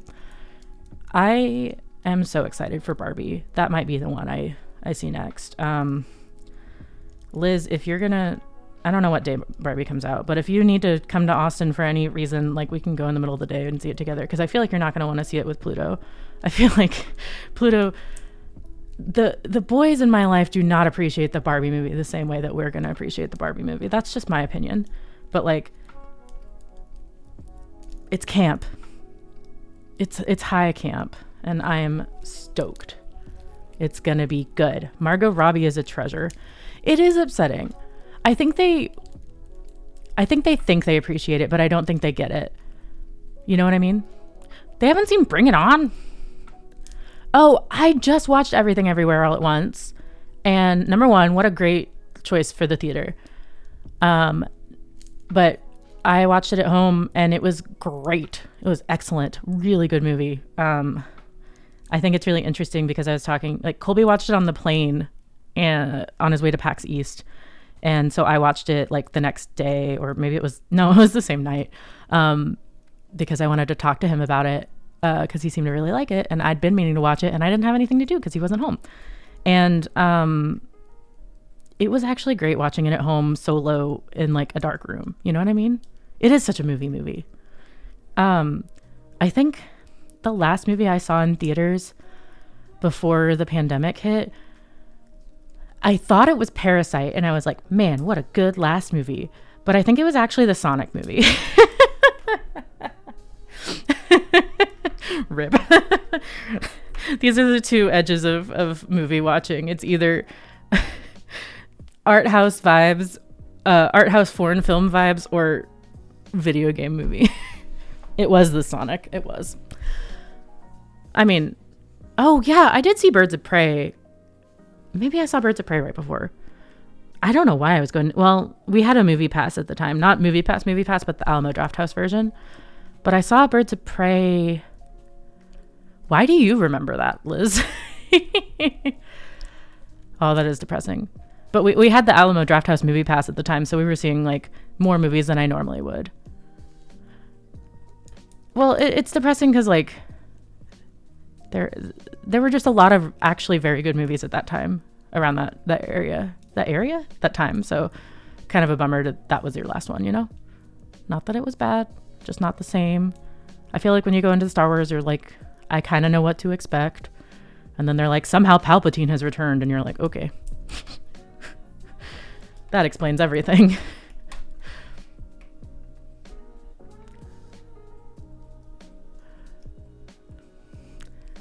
Oh, well, I can't defend you from the Star Wars fans now if you say it was straight up bad. I just think there were some choices that they made. And somehow Palpatine.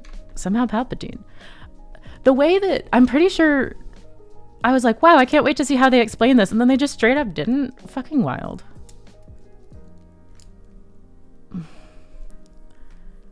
Insanity. Yeah. Well, I don't think it's always because plot. I think this was a particularly egregious example. But fair enough.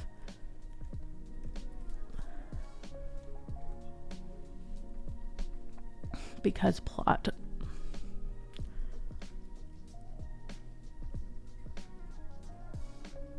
See, that just looks way better to me than the gray. I just switched all the titles to black, and I feel like I can actually read it better. Although, are these bullets different sizes, or is it like the magic eye, but like it feels like an illusion? But these feel smaller, these top two. And I can't tell. Anyway. Yeah, maybe I feel like Star Wars is better at giving reasons because I was younger when I watched the other movies, and so I didn't need as many reasons, but somehow Palpatine has returned has just got to be the most egregious example of that. Yeah, okay, yes, I also accept Star Wars as a campy, as camp, period. Also, anytime I say the word camp now, I just picture Katy Perry in a hamburger costume, so that's good. That's good for me. Love that. Love that for me. So,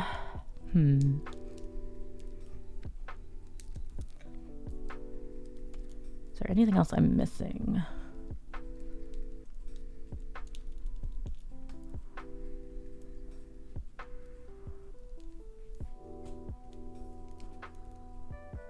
Oh, I probably should advertise being a champion.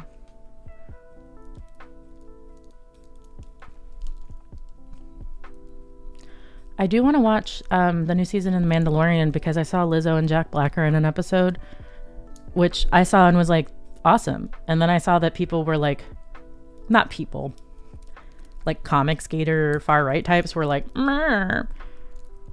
Star Wars used to be for nerds and now it's not. And like, I'm sorry, but Lizzo is your example that it's not for nerds anymore.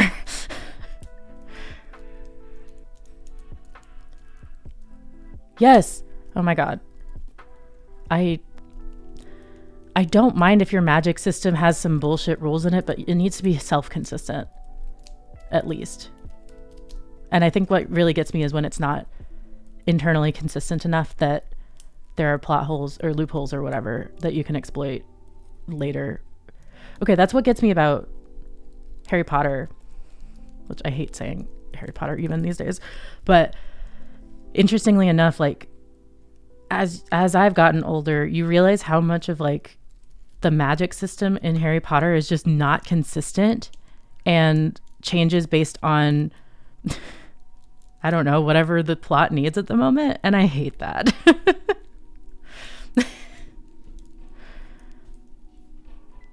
I do not like it.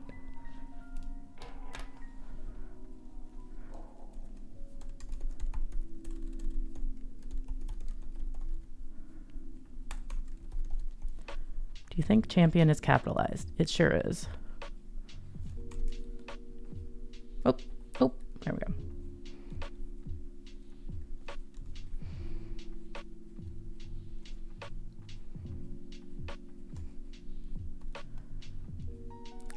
I want to read Percy Jackson because I hear it is really good and I like YA and I like magic and also Greek mythology. And I feel like that could be a fun thing, but I don't read a lot these days, so it'll just be on the list for a while. This is why the bullets are different sizes. These are different sizes. Duh. Goodness gracious.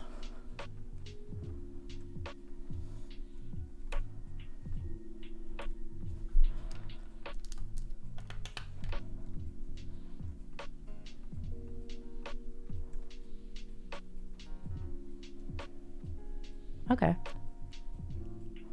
All right.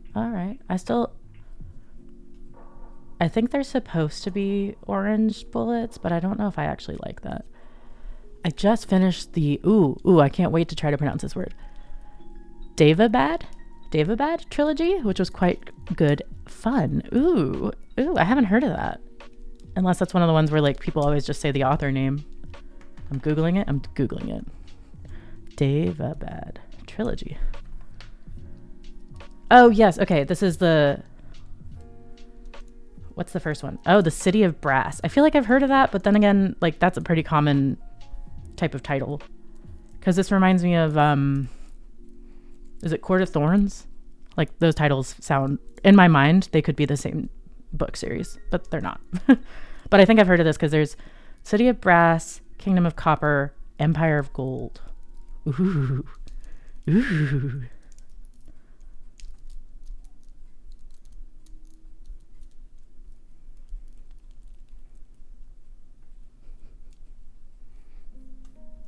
I mean, it's just a common naming convention, truly. So much so that if you watch the show, actually, they have a... Oh, goodness. But yeah, if you watch actually, they have a game based around that where they like give you words to fill in the blanks and like try to guess at what they're supposed to be. A song of ice and fire and, you know, a storm of swords and whatever. Oh my gosh, we have so much money and so many snails. Oh my goodness. Oh God, yeah, that's... I don't know anything about really Middle Eastern mythology, so that would be cool to learn. And especially because, yeah, like you said, I feel like a lot of fantasy is very like has similar roots for the magic and fantasy type systems, right? So it's got to feel fresh that it's coming from a different place. But pronunciations, I'm not good at pronouncing things in English, so yeah, exactly. Homogenize is a good word for it. Like when we started playing, earned 3,000 Ps in one season. 20 snails? Oh my gosh, we're rich. Earned 10,000 Ps, 10 more snails. Oh my gosh. Yo, we have so many snails. Oh my god, we have 65 snails. Are you kidding? Liz and I started playing Genshin Impact, and a lot of the names are, a lot of the character names are Chinese, and I was like, oh, it did not occur to me how little I know how to pronounce Chinese names until I don't feel comfortable talking about these characters without some Googling. Yeah, that makes total sense. Okay, y'all. So we have 65. We could get the duck, which has the ability to sell all crops. We could also remove the boulder from the field. You did hear Genshin. Hello, Sam. Just talking about, the Chinese names. The first few times that I tried to pronounce them. Oof. It was just embarrassing. I haven't played Genshin in a while. I feel like the new land that came out and stuff, like I'm super out of the loop, but all the characters I see look cute. Okay, so I'm just going to make the executive decision, and I think y'all will all agree that we need to unlock the duck. Please tell me if you disagree. If we unlock the duck, we cannot remove the boulder from the field, but I'm personally okay with that. We still have enough to get more Ps from each minute focusing. Oh, a TikToker who was pronouncing them correctly for everyone to learn, and that helped a lot. Oh, that's good content. TM. Yeah, that's fair, Kay. You were talking about that in your stream yesterday, actually, about like that Minecraft didn't stick with you because it's not guided enough. But sometimes like games like Animal Crossing work because they're open in a way that feels different. And I totally agree with that because I've never gotten deep into Minecraft, but I've gotten deep into Animal Crossing and deep into other games that don't really have an end. So I don't know. I want to play Guild Wars, but also maybe Genshin. See, I think I liked Genshin more than Guild Wars because it's cuter and it had better, like easier for me to understand dailies, and you don't have to rely on guilds or whatever, like other people. I feel like I don't have the gamer sense. Destiny is not a game for people who need any instructions. I don't know anything about Destiny, but I believe you. Cuteness is a big factor. Exactly, Genshin's cuter. A lot of MMOs are not cute. If we do an MMO again, Liz, can we please do Final Fantasy 14? Because at least it's cute. But I have a hard time caring about the story, honestly. Okay, we have 15. We could do... Actually, we can't really do anything that's immediately impactful. Except we could unlock clocks. Clocks? We could unlock clocks or save them. What do y'all think? God, Destiny sounds stressful then. That's why most people use mods on FF14. Yeah, Minecraft is definitely cuter now than it used to be because there's a lot of mods, and also there's bees, and the bees are really cute. And just generally, I think it looks cuter than it did on launch for sure. But it's definitely not, like when I think cute, I don't think blocks. I also just want cute clothes and mounts in a house. I'll do all the things I have to do to get the cute things. Yeah, but 14 was cute is the thing. LD Shadow Lady. At first I read that as LDS and I was like, oh no. Oh no, not in my stream. Yeah, I've seen people do really insanely beautiful and adorable Minecraft builds, so I know it's possible. But like when they throw you in, it's not immediately cute. You kind of have to work for it. And like Why not be cute while you're working for it? I don't know. I've been playing a lot of silly phone games though, so I don't know. Yeah, there are a lot of cuties in Final Fantasy 14. I did a Lalafell, but I almost did it like a Catboy. I saw someone who played a demo of Fae Farm, which is like a cozy Switch game. It seems to have a lot of unique stuff that makes it look fun, and it has multiplayer. Dragon Girl's also cute. Gemini, Tay, and Stress Monster as well. Oh. Wait, I've got to Google Fae Farm real quick.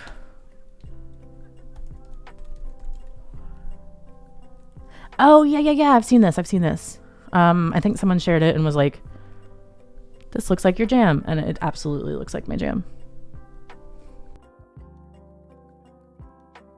Look at this.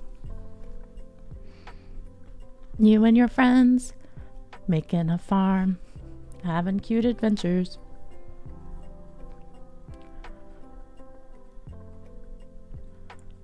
Decorating your house, fishing, of course.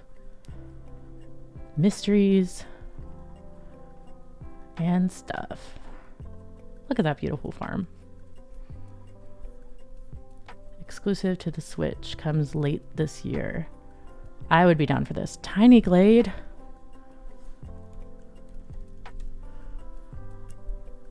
Tiny Glade, doodling castles. This is so cute. Show me your press kit. No, that's not what I wanted. I want you to give me some screen caps. Maybe under images.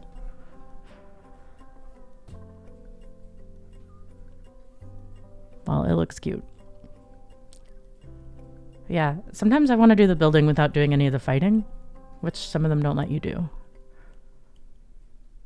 It's adorable. Gosh, I would like to disappear into the countryside and hang out with the sheep. Come on.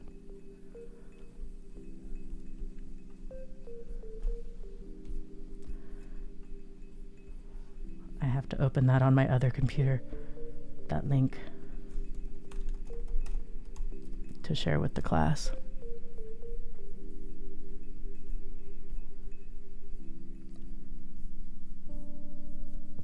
Oh, but I don't have sound anyway.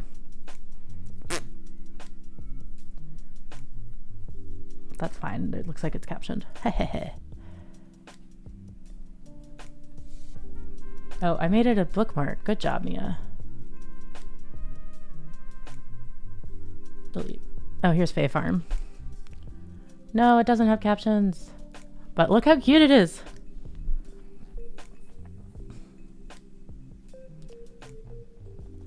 Oh my gosh.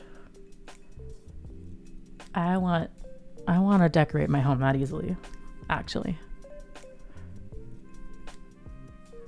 Okay, I'm obsessed that there's actually multiplayer because I feel like that's one of the things that people really like about Stardew, and I've never done it.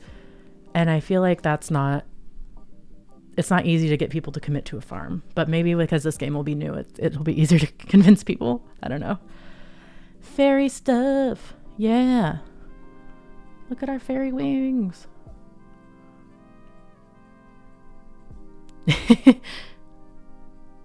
Yeah, it is weird when you can't jump in games. It's like when there's a waterfall and there's no chest behind it. Like, what's the point? Also, I need character customization.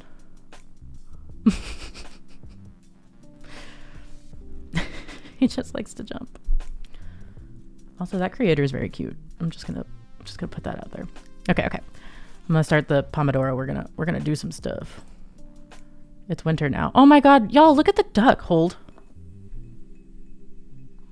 Look at the duck. The duck is so cute. The duck is gray and eating a sandwich. Hello, friend. I love the duck. Or like, that's a duck, but that's also a duck. IDK. It's cute. I don't care. I'm obsessed. Okay.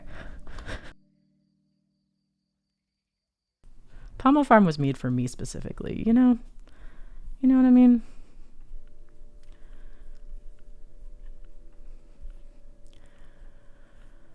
Okay, back to this workshop. This is what we're working on today.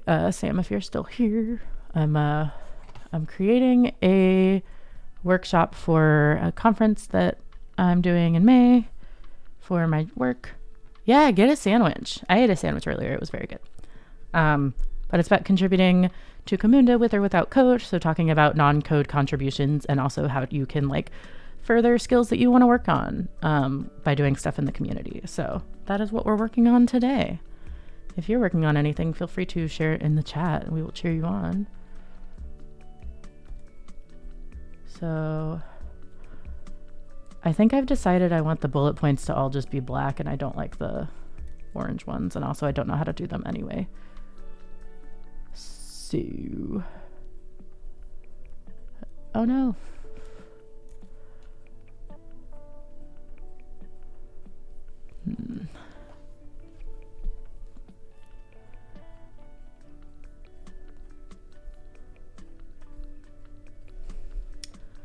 Change bullet point color Google Slides. Thank you. Yeah, I'm totally cheating because this is our branding team and our design department put together the template for this, and then they have like a whole slide full of icons and stuff you can use. So it's like super easy to put together. God bless.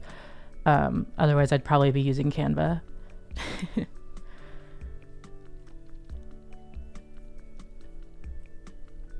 I know, right? I know, right? Well, I think it probably makes their job easier because they don't have to worry about us designing ugly things that don't fit the branding guidelines.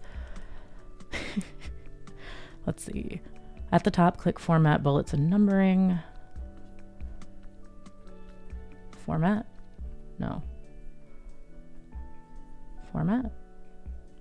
Bullets and Numbering. List options.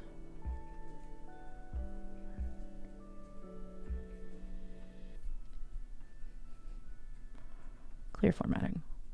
There we go. That worked.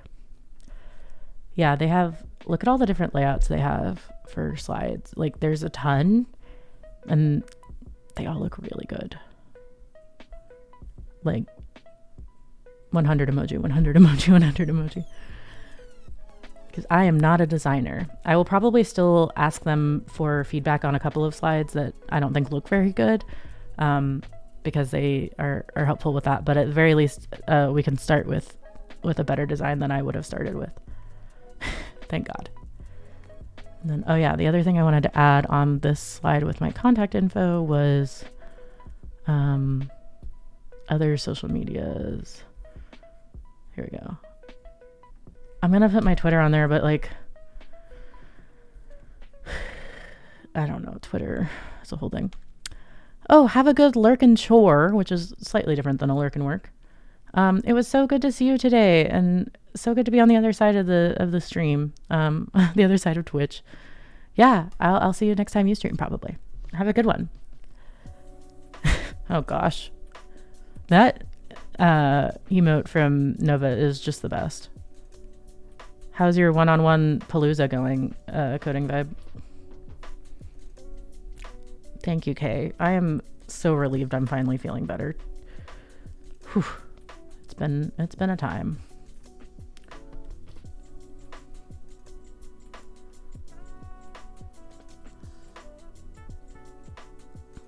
Don't get mono, kids. It's not worth it.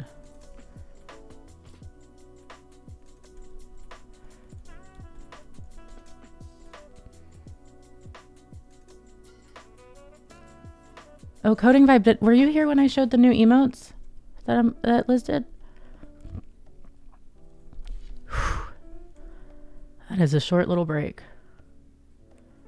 You're having, I mean, I feel like all my meetings end up on Wednesdays as well. So like, maybe that's just the way it is, but dang, Wednesdays be busy.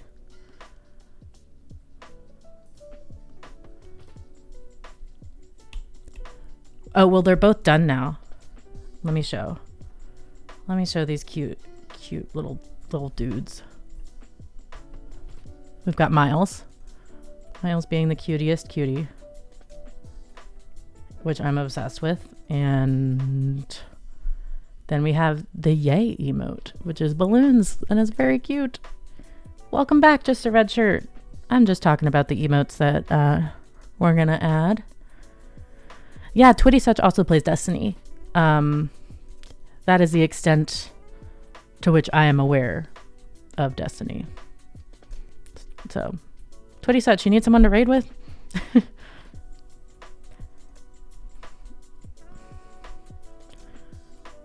Okay. Hell yeah. Look at these connections.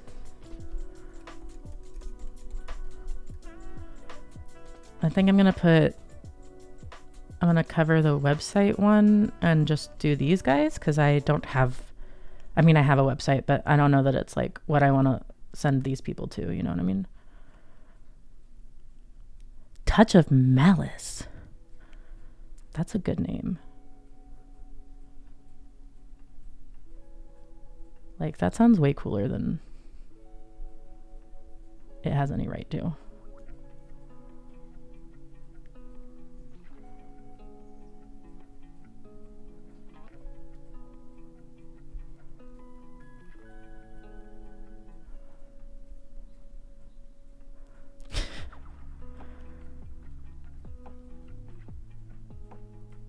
Okay.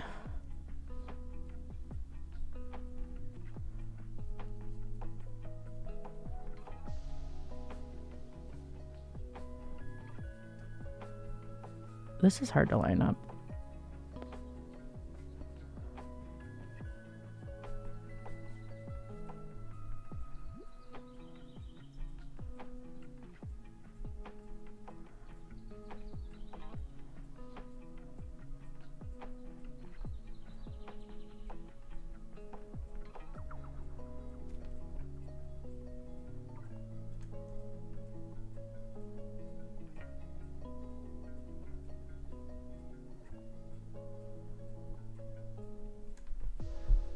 That looks good enough.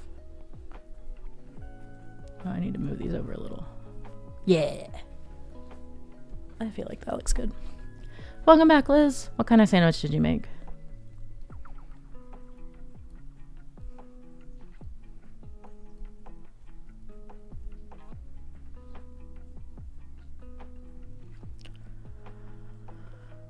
Ooh, tuna. I made vegan tuna last week and it was delicious, which is basically just chickpea salad instead of tuna salad.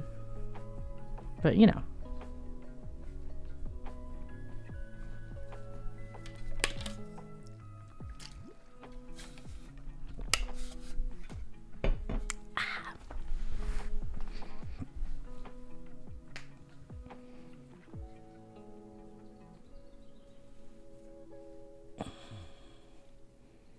Yeah, vegan fried chicken is like the first thing you eat when you consider going vegetarian or vegan. I don't know why. That's just like, it's like chicken is the easiest thing to make vegan for some reason. Like back in the day, that used to be the main fake meat that was in the world.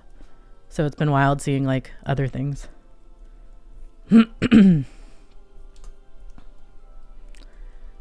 There's actually, I'm deeply sad about this, but there's a fried chicken place locally and in a couple different cities in Texas that is now shutting down.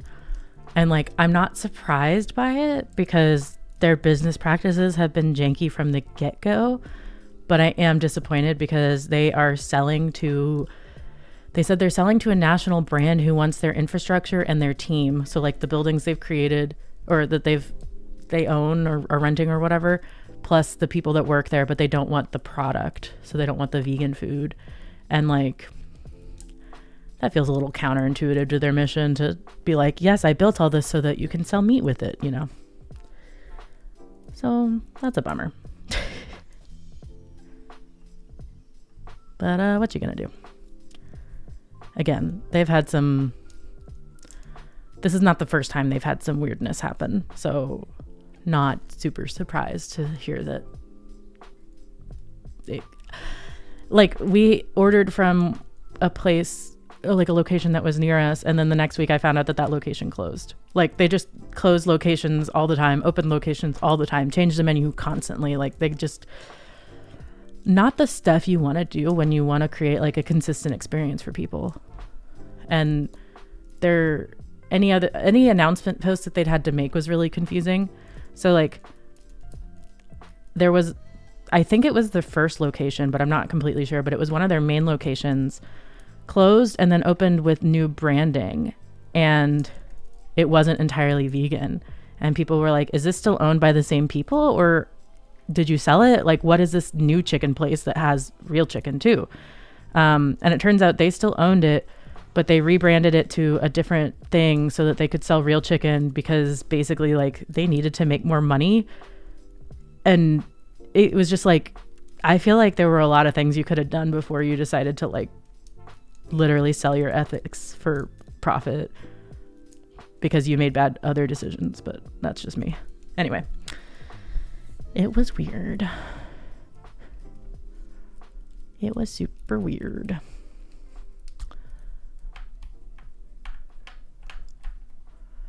Literally, yes. And also, they apparently were on Shark Tank. They did not get a deal. So I cannot wait to watch that episode and be like, told you. Oh, congratulations. Woo. Now roll it out to everybody.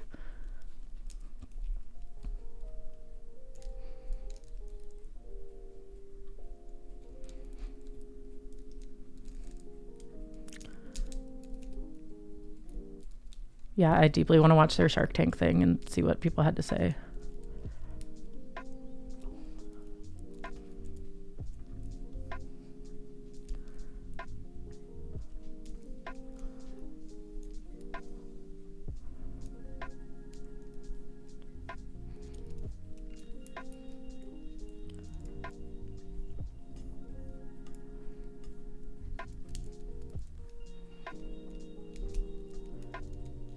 I am now an IT consultant, for what that's worth. I have lots of info and can do stuff and things. I mean, that sounds worth a lot to me. Congratulations.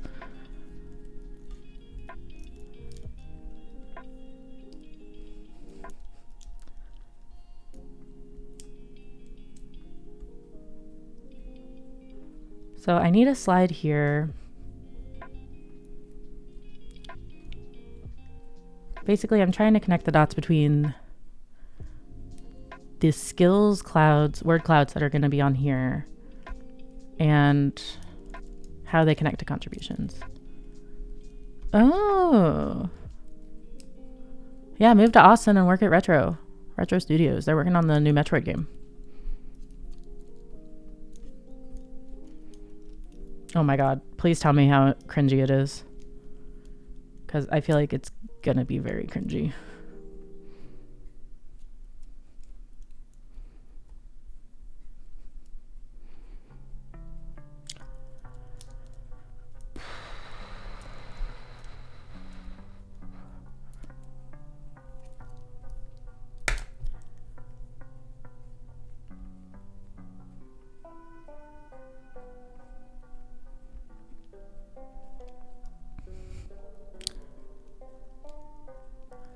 Oh, yeah, that's true, Twitty. Oh, it's super confusing for no reason. I believe you have to go to settings and say turn off the founder badge globally. And then the pancake will show. Gas, gas, gas. Gotta step on the gas. I suppose so. Welcome in, welcome in.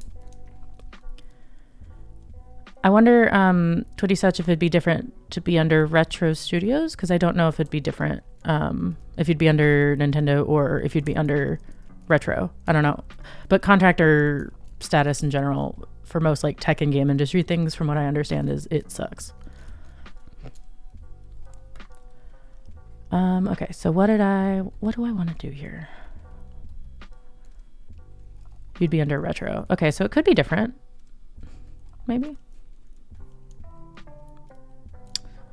Oh. I like how that's specifically the rule and you're like, I still say it all the time.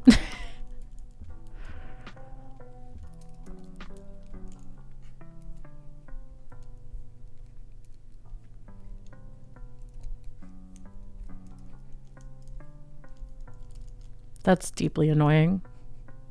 I feel like it's better for your like resume and stuff if you're able to say like, hey, I worked for Nintendo, than I worked for Staff Consulting LLC or whatever.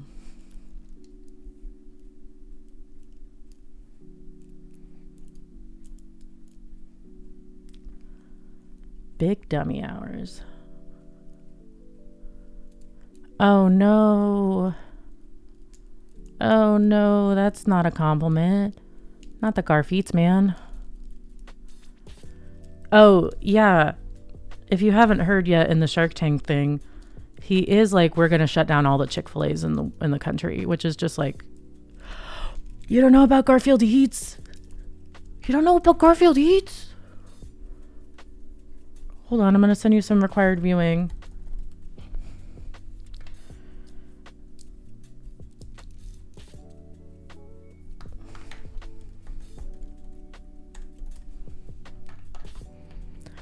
Can't you just say that you worked for Nintendo? I think, yeah, like, I think what it is like, they give you the language to use.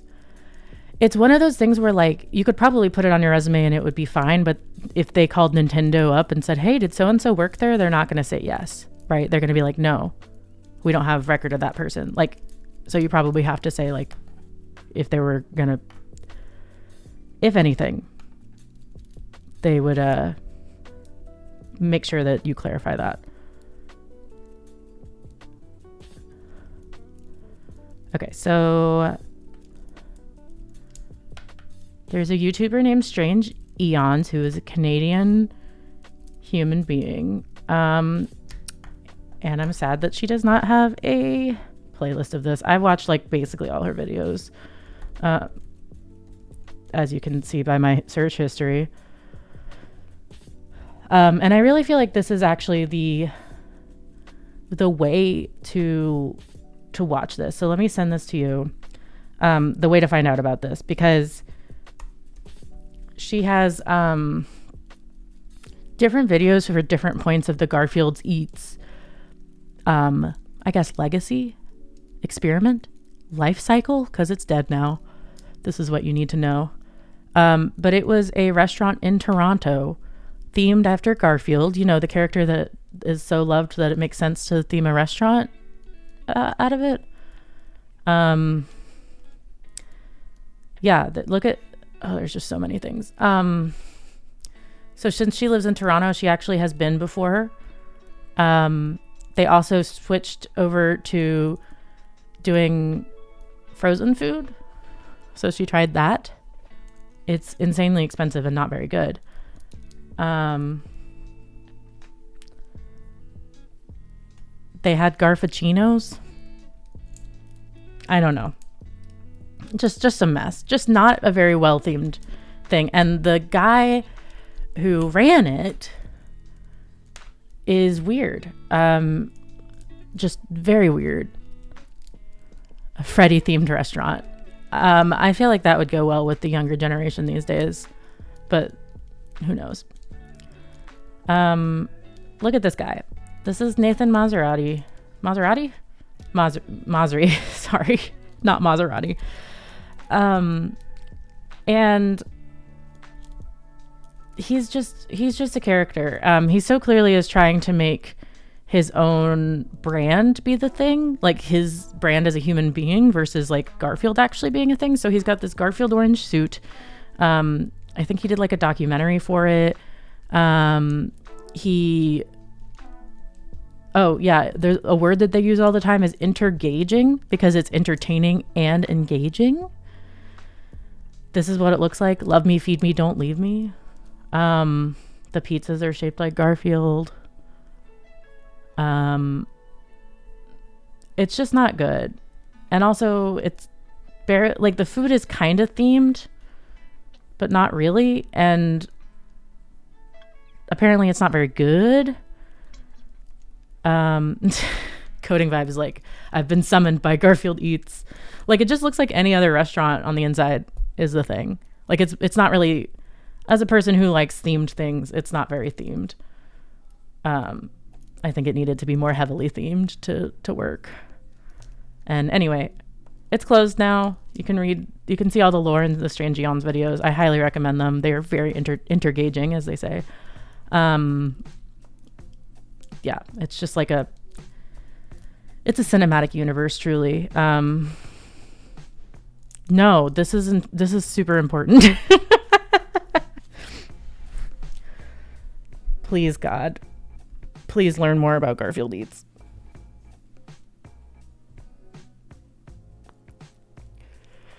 Oh. Excuse me. Okay.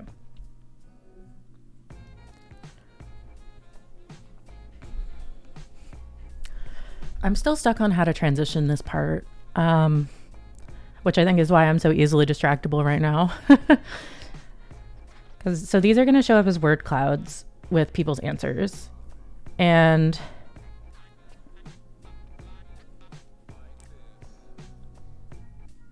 the next bit I have mapped out, or I have, is mapping your skills to contributions.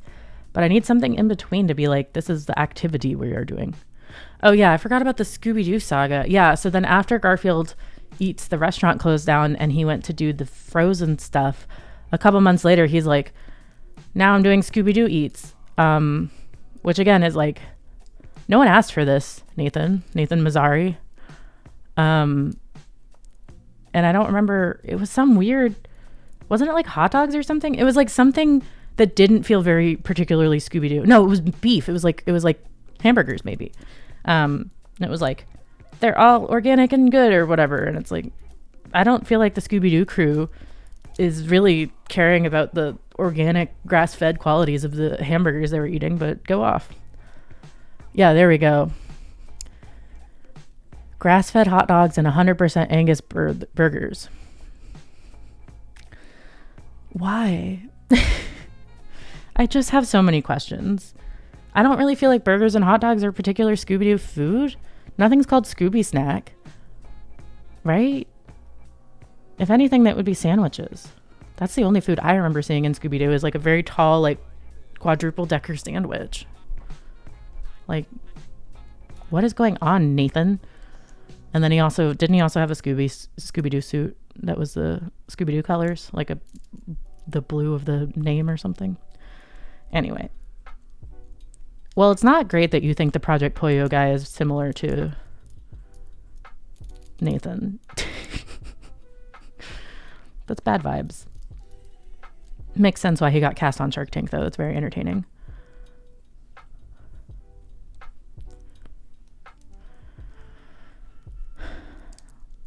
I saw on Drag Race this season, one of the queens is like, they got to make a vaccine for drag delusion because it's going rampant. Oh yeah, I got you. Is that a thing like TikToks are saying now, is Delulu?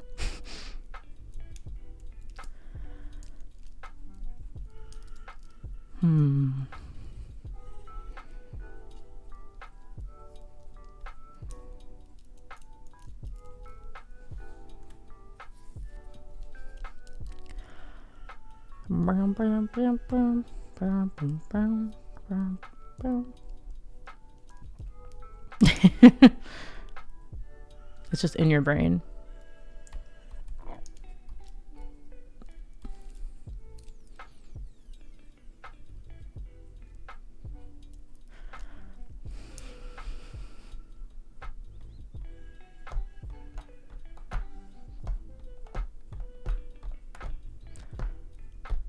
Maybe what I'll do on this slide is, instead of having a slide to transition,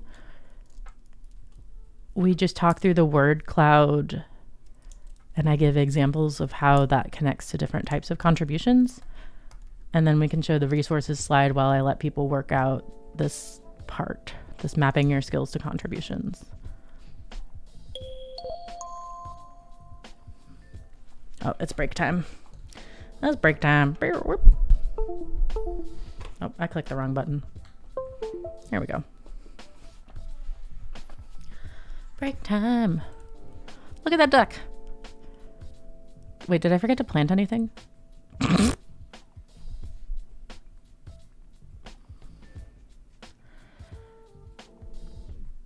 Y'all, we forgot to plant anything last day. Hey, none of y'all told me.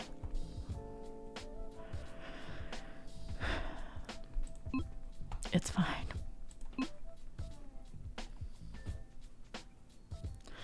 It's fine.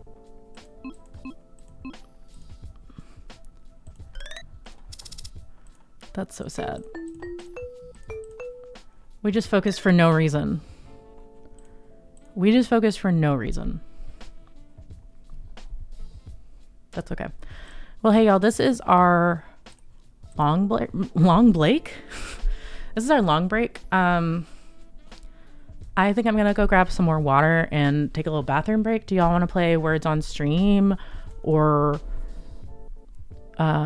just chat amongst yourselves? Like what sounds good? Is anyone down for words on stream is my question. I don't know if we have enough folks that are being active right now, but I'll give you a couple seconds if anyone's like a diehard. It's just me. I'm a diehard words on stream fan.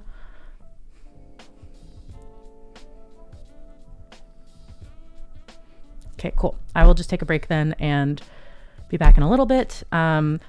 And I'll go on the BRB screen and throw up an ad just to keep the pre-rolls off.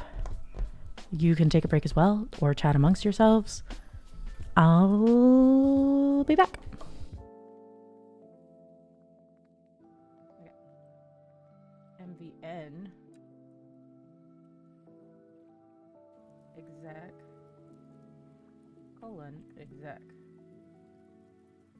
enter. After a few moments, a window like the one above will pop up. Copy the URL in the dialog window to your clipboard and click yes. Only supported. Error occurred during initialization of VM. Server VM is... Thank you. I've got my... It was previously an iced coffee, and now it's just a very watered down coffee, but it's a pumpkin spice iced latte with oat milk because I'm gay. Looks gay, exactly. You get me. It's the first seasonal drink of the season. Literally hive mind. I love it so much. Oh no! Oh no! Oh no! Are y'all ready? Are y'all ready? It's about to happen. Just pull. There's like some glue on this side here. Come on, buddy. Oh, there we go. Ready? 3, 2, 1. Now it's stuck on the ears. The nightmare in Creek. Chris? Underground? Chris? I need food. Around the village. I'm exposed. Oh no! You're gonna kill me. My pickaxe. No. You're shooting me. I speak for the animals. Oh man, I pressed the button. Chris really thought I can just kill this beautiful sheep in front of Mia and it's gonna be fine. I didn't know you were there. I needed to eat. But if it makes it count, I eat only vegetables in real life. And Fake Germano has an update here. Iron Golem built by a player never attack players. Huh, okay. Where's my pickaxe? I took your pickaxe because I killed you. No! Can I get it back, pretty please? Do you promise not to kill anything? Yes. I don't believe you, but I'll give it to you. Yes. Thank you. Alright, I dropped it. What else can I eat so I don't die then? Like apples, berries. I have a bunch of berries. You want some berries?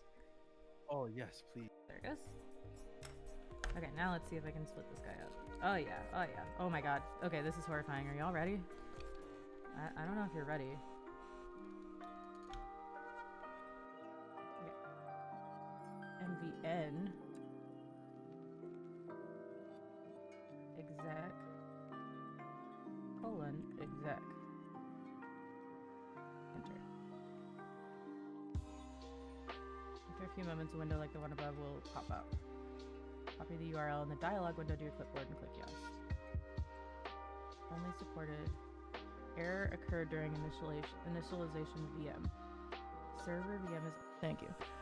I've got my... It was previously an iced coffee, and now it's just a very watered down coffee, but it's a pumpkin spice iced latte with oat milk because I'm gay. Looks gay, exactly. You get me. It's the first seasonal drink of the season. Literally hive mind. I love it so much. Oh no! Oh no! Oh no! Are y'all ready? Are y'all ready? It's about to happen. There's like some glue on this side here. Come on, buddy. Oh, there we go. Ready? 3, 2, 1. Now it's stuck on the ears. The nightmare in Chris? Underground. Chris? I need food.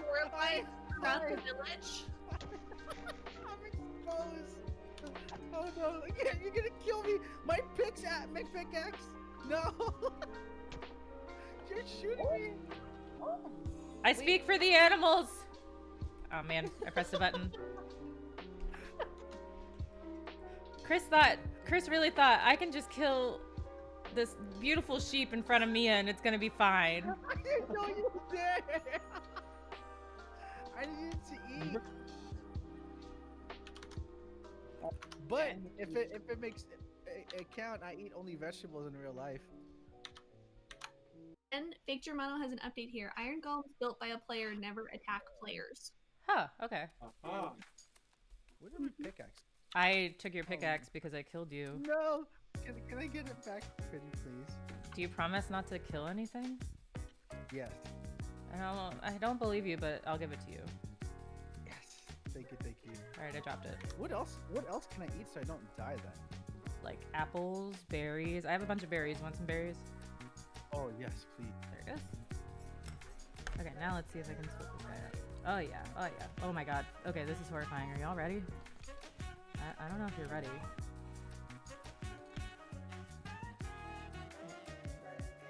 And the N. Exec. Exec.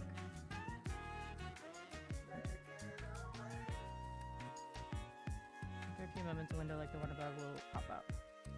Copy the URL in the dialog window to your clipboard and click yes. Only supported. Error occurred during initialization of VM. Server VM is... Thank you. I've got my... It was previously an iced coffee and now it's just a very watered down coffee, but it's a pumpkin spice iced latte with oat milk because I'm gay. Looks gay, exactly. You get me. It's the first seasonal drink of the season. Literally hive mind. I love it so much. Oh no! Oh no! Oh no! Are y'all ready? Are y'all ready?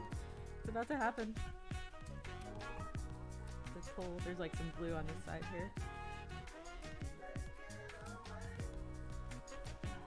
Come on, buddy. Oh, there we go. Ready? 3, 2, 1. Now it's stuck on the ears. The nightmare in Creek.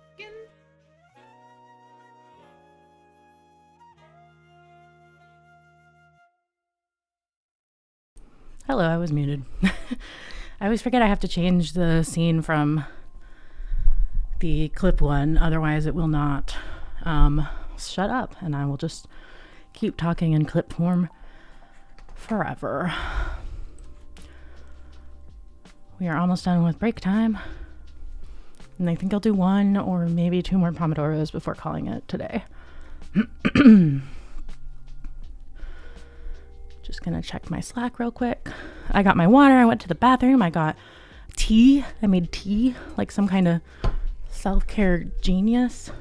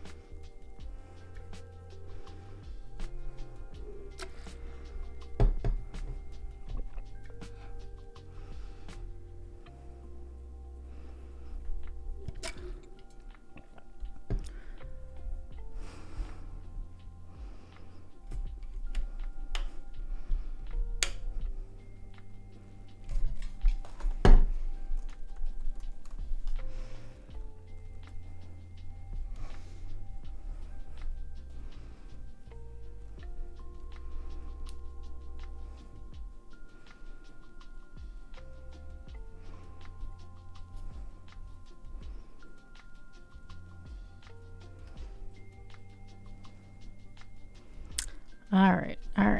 Let's do this Pomodoro thing. Oh my gosh. Look at our new duck friend.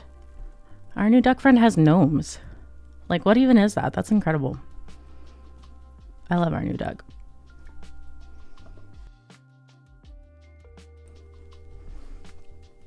Alrighty. I'm gonna go through from the beginning and make some notes of anything I think I need to change.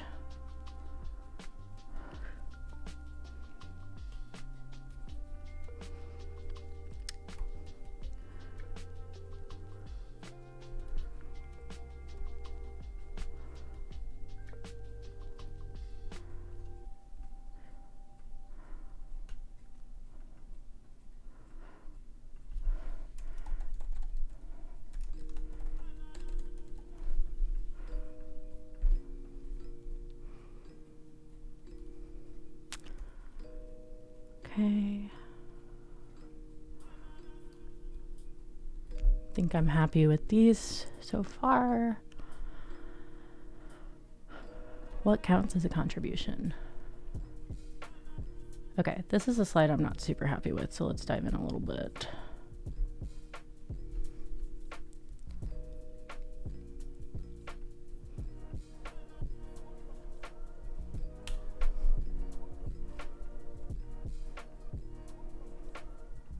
Can I maybe move these and then maybe it might look a little nicer?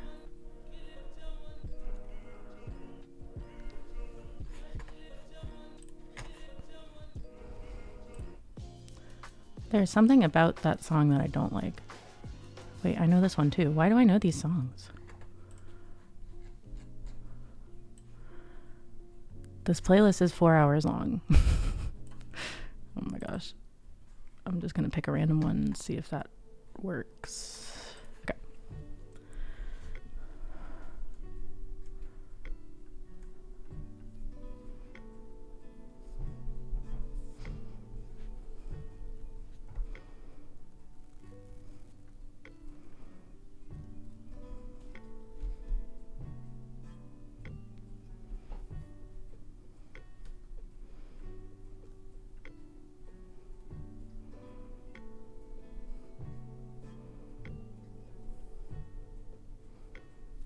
I think that works better. And then I'm also going to center all the titles.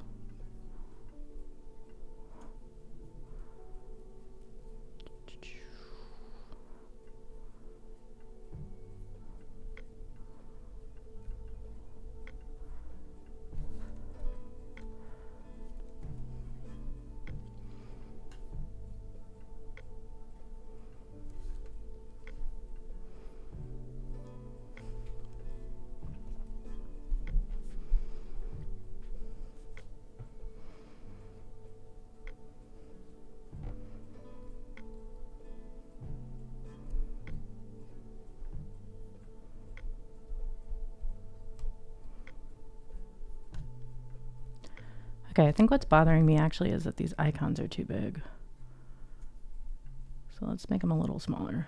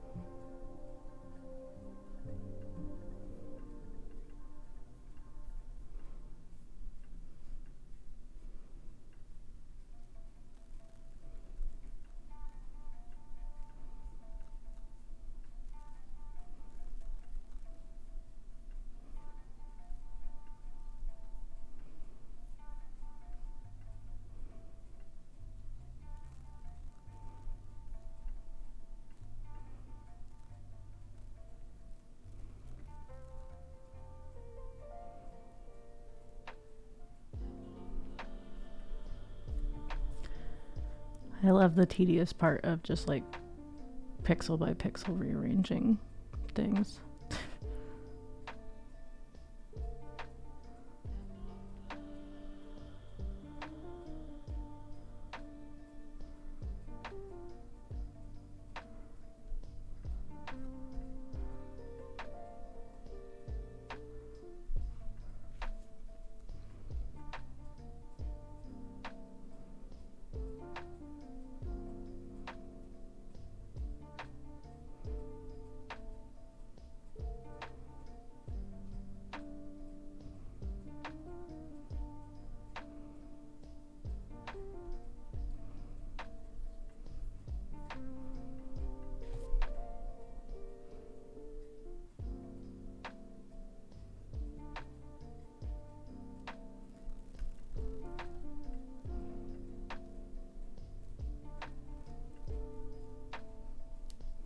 Good enough.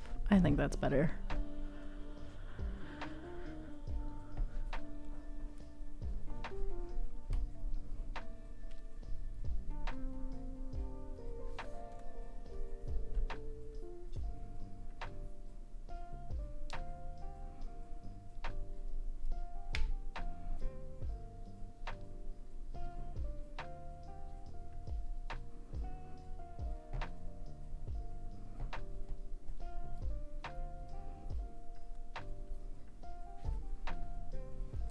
Oop.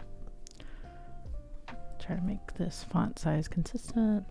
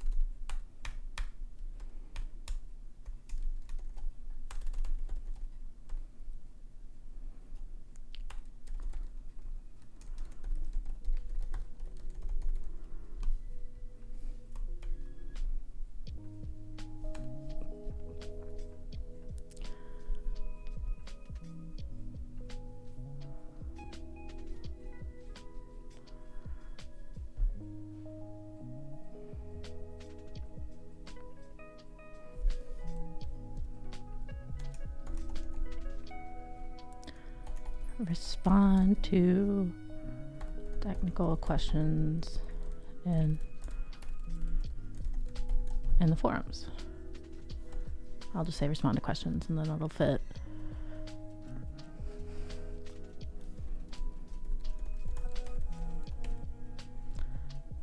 Attend the documentation workshop. And then I think we also have like a center of excellence, like documentation resources on our website.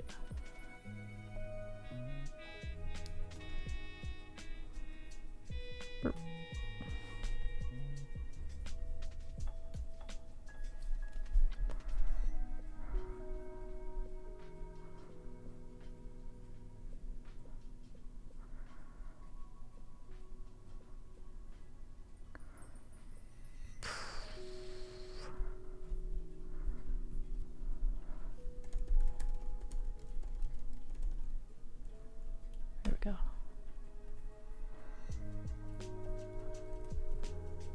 Style guide.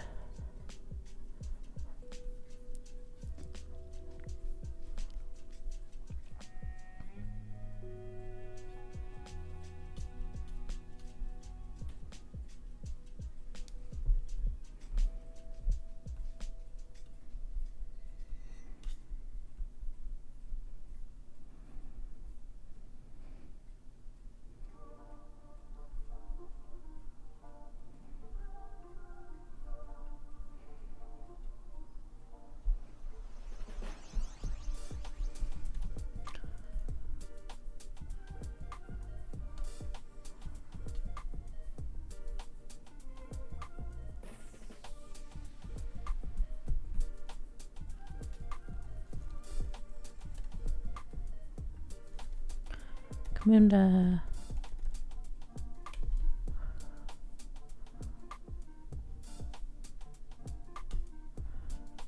There's a style guide, but I think there's also like a writing center of excellence.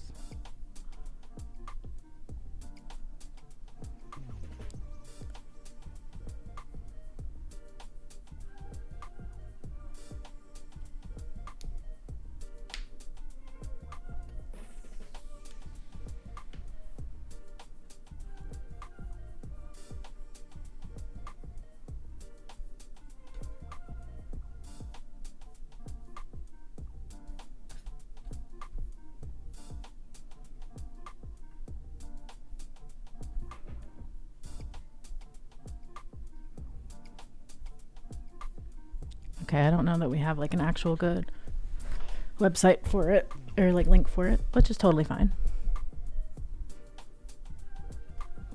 It might be internal facing, which is a-okay.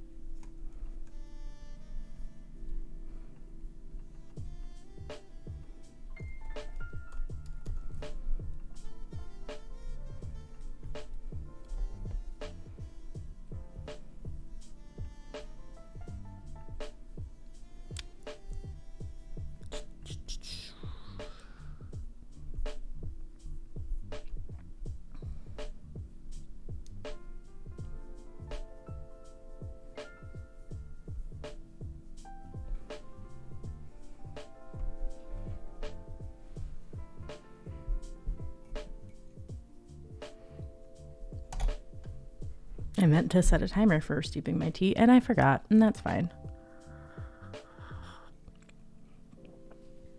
I was hoping I didn't oversteep it. I think we're good.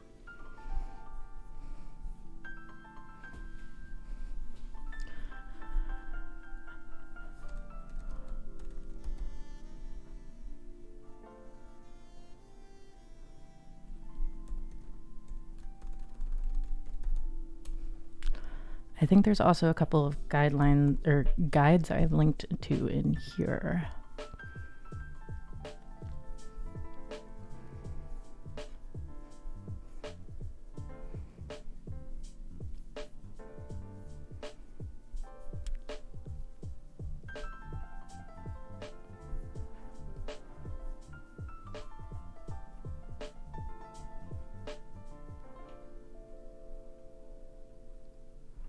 Here we go. This is how to contribute to open source.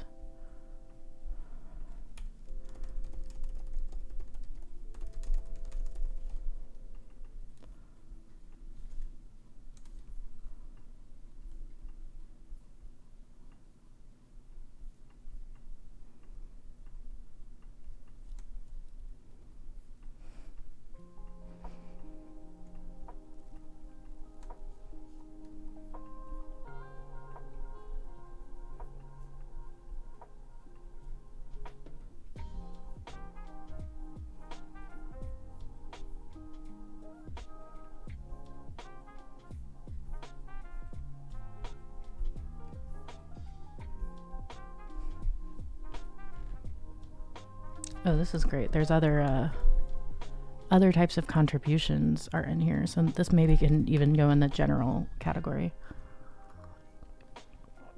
Because this says like, do you like planning events? Do you like design? Do you like to write?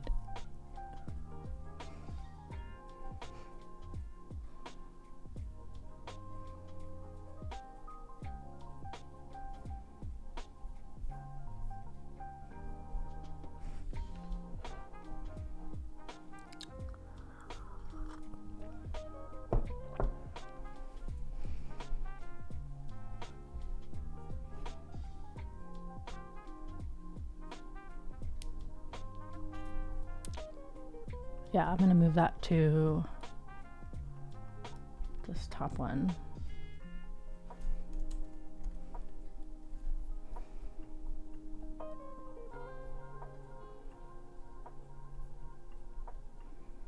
This is quickly getting to be a huge section, or a huge slide, I guess.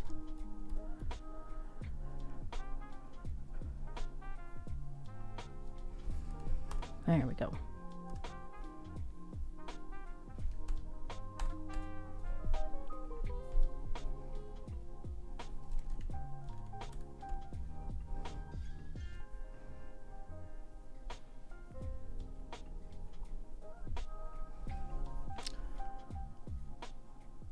Let's see.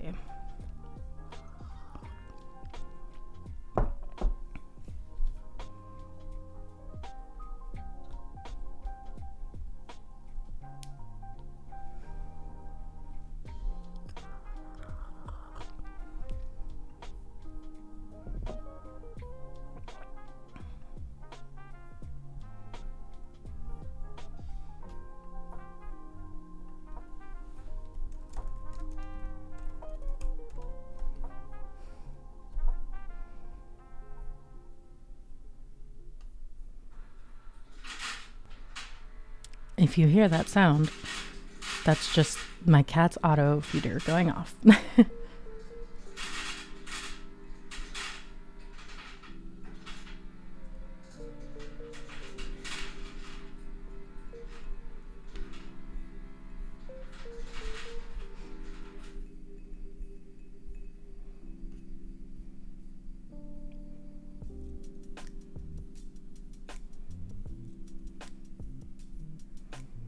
Oh, and here's some other benefits of contributing. Let's look. Or like, why contribute?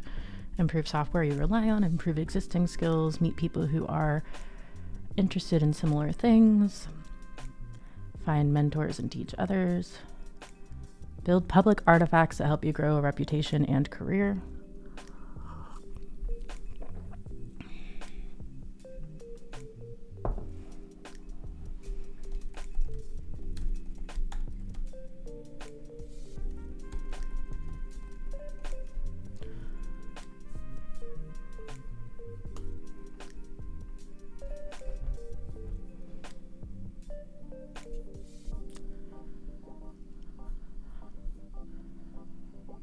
That might be what I'm stealing this one, that help grow your career with public work examples. That one's kind of long, but we'll see.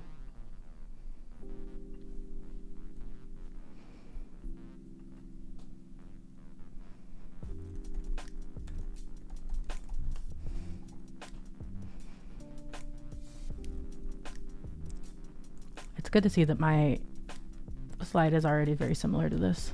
I'm on the right track.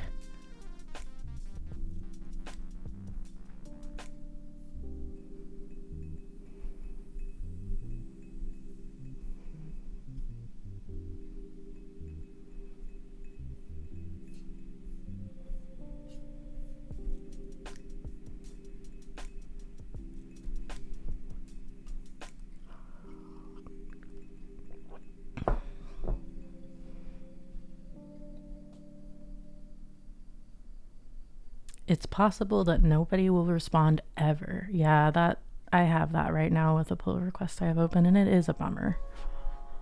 It is a bummer.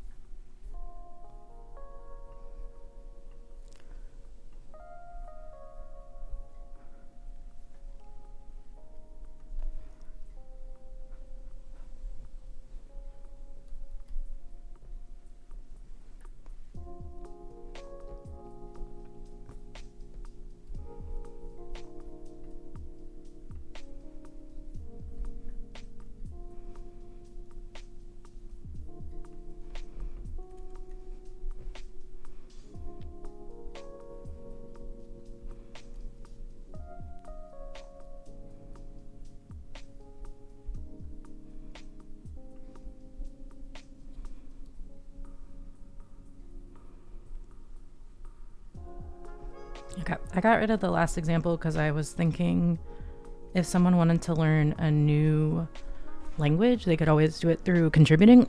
And I think that's still true, but I don't know that that's like a huge example I want to share because I don't know enough about it to be a good resource for that. So I took it off.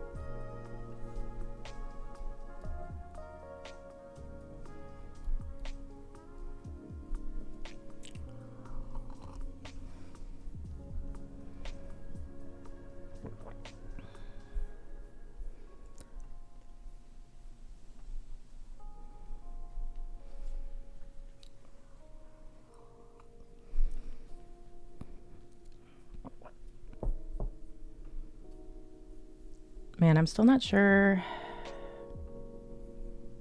about this slide versus I need something down here.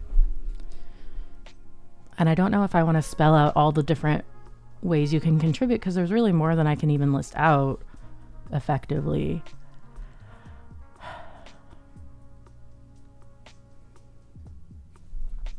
But I need something to prompt this next part.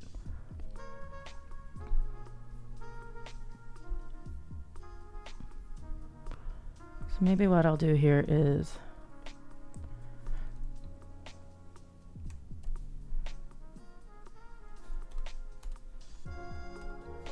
make this like a blank template. And this will be like, what can you do in the next week, month, 2 weeks, month, quarter to get started? What skill do you want to improve? Or either to use or improve. What types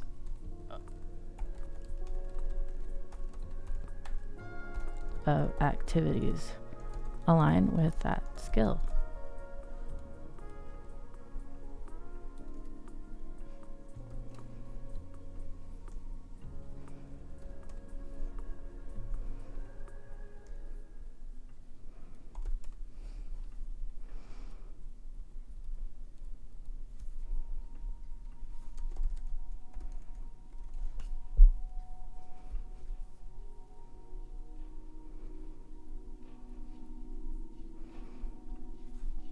I'm going to take out the bullets actually because I don't think they are useful here.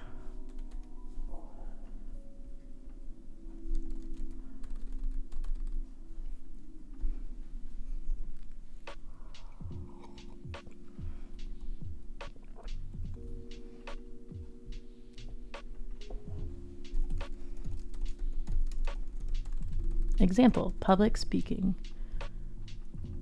Example, technical writing.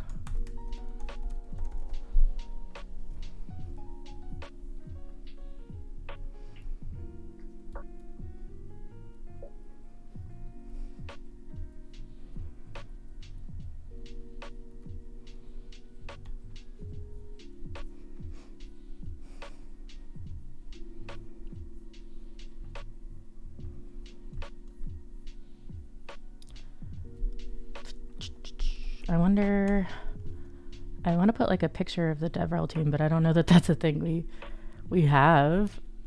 I don't remember. I mean, we took a picture together a long time ago, but the team's already changed since then. Why is the website breaking on me?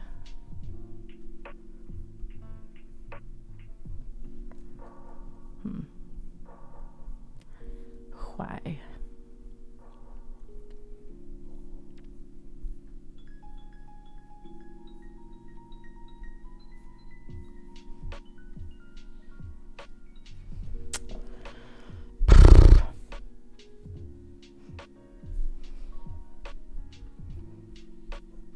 All right. I think I feel pretty good about where we're at today.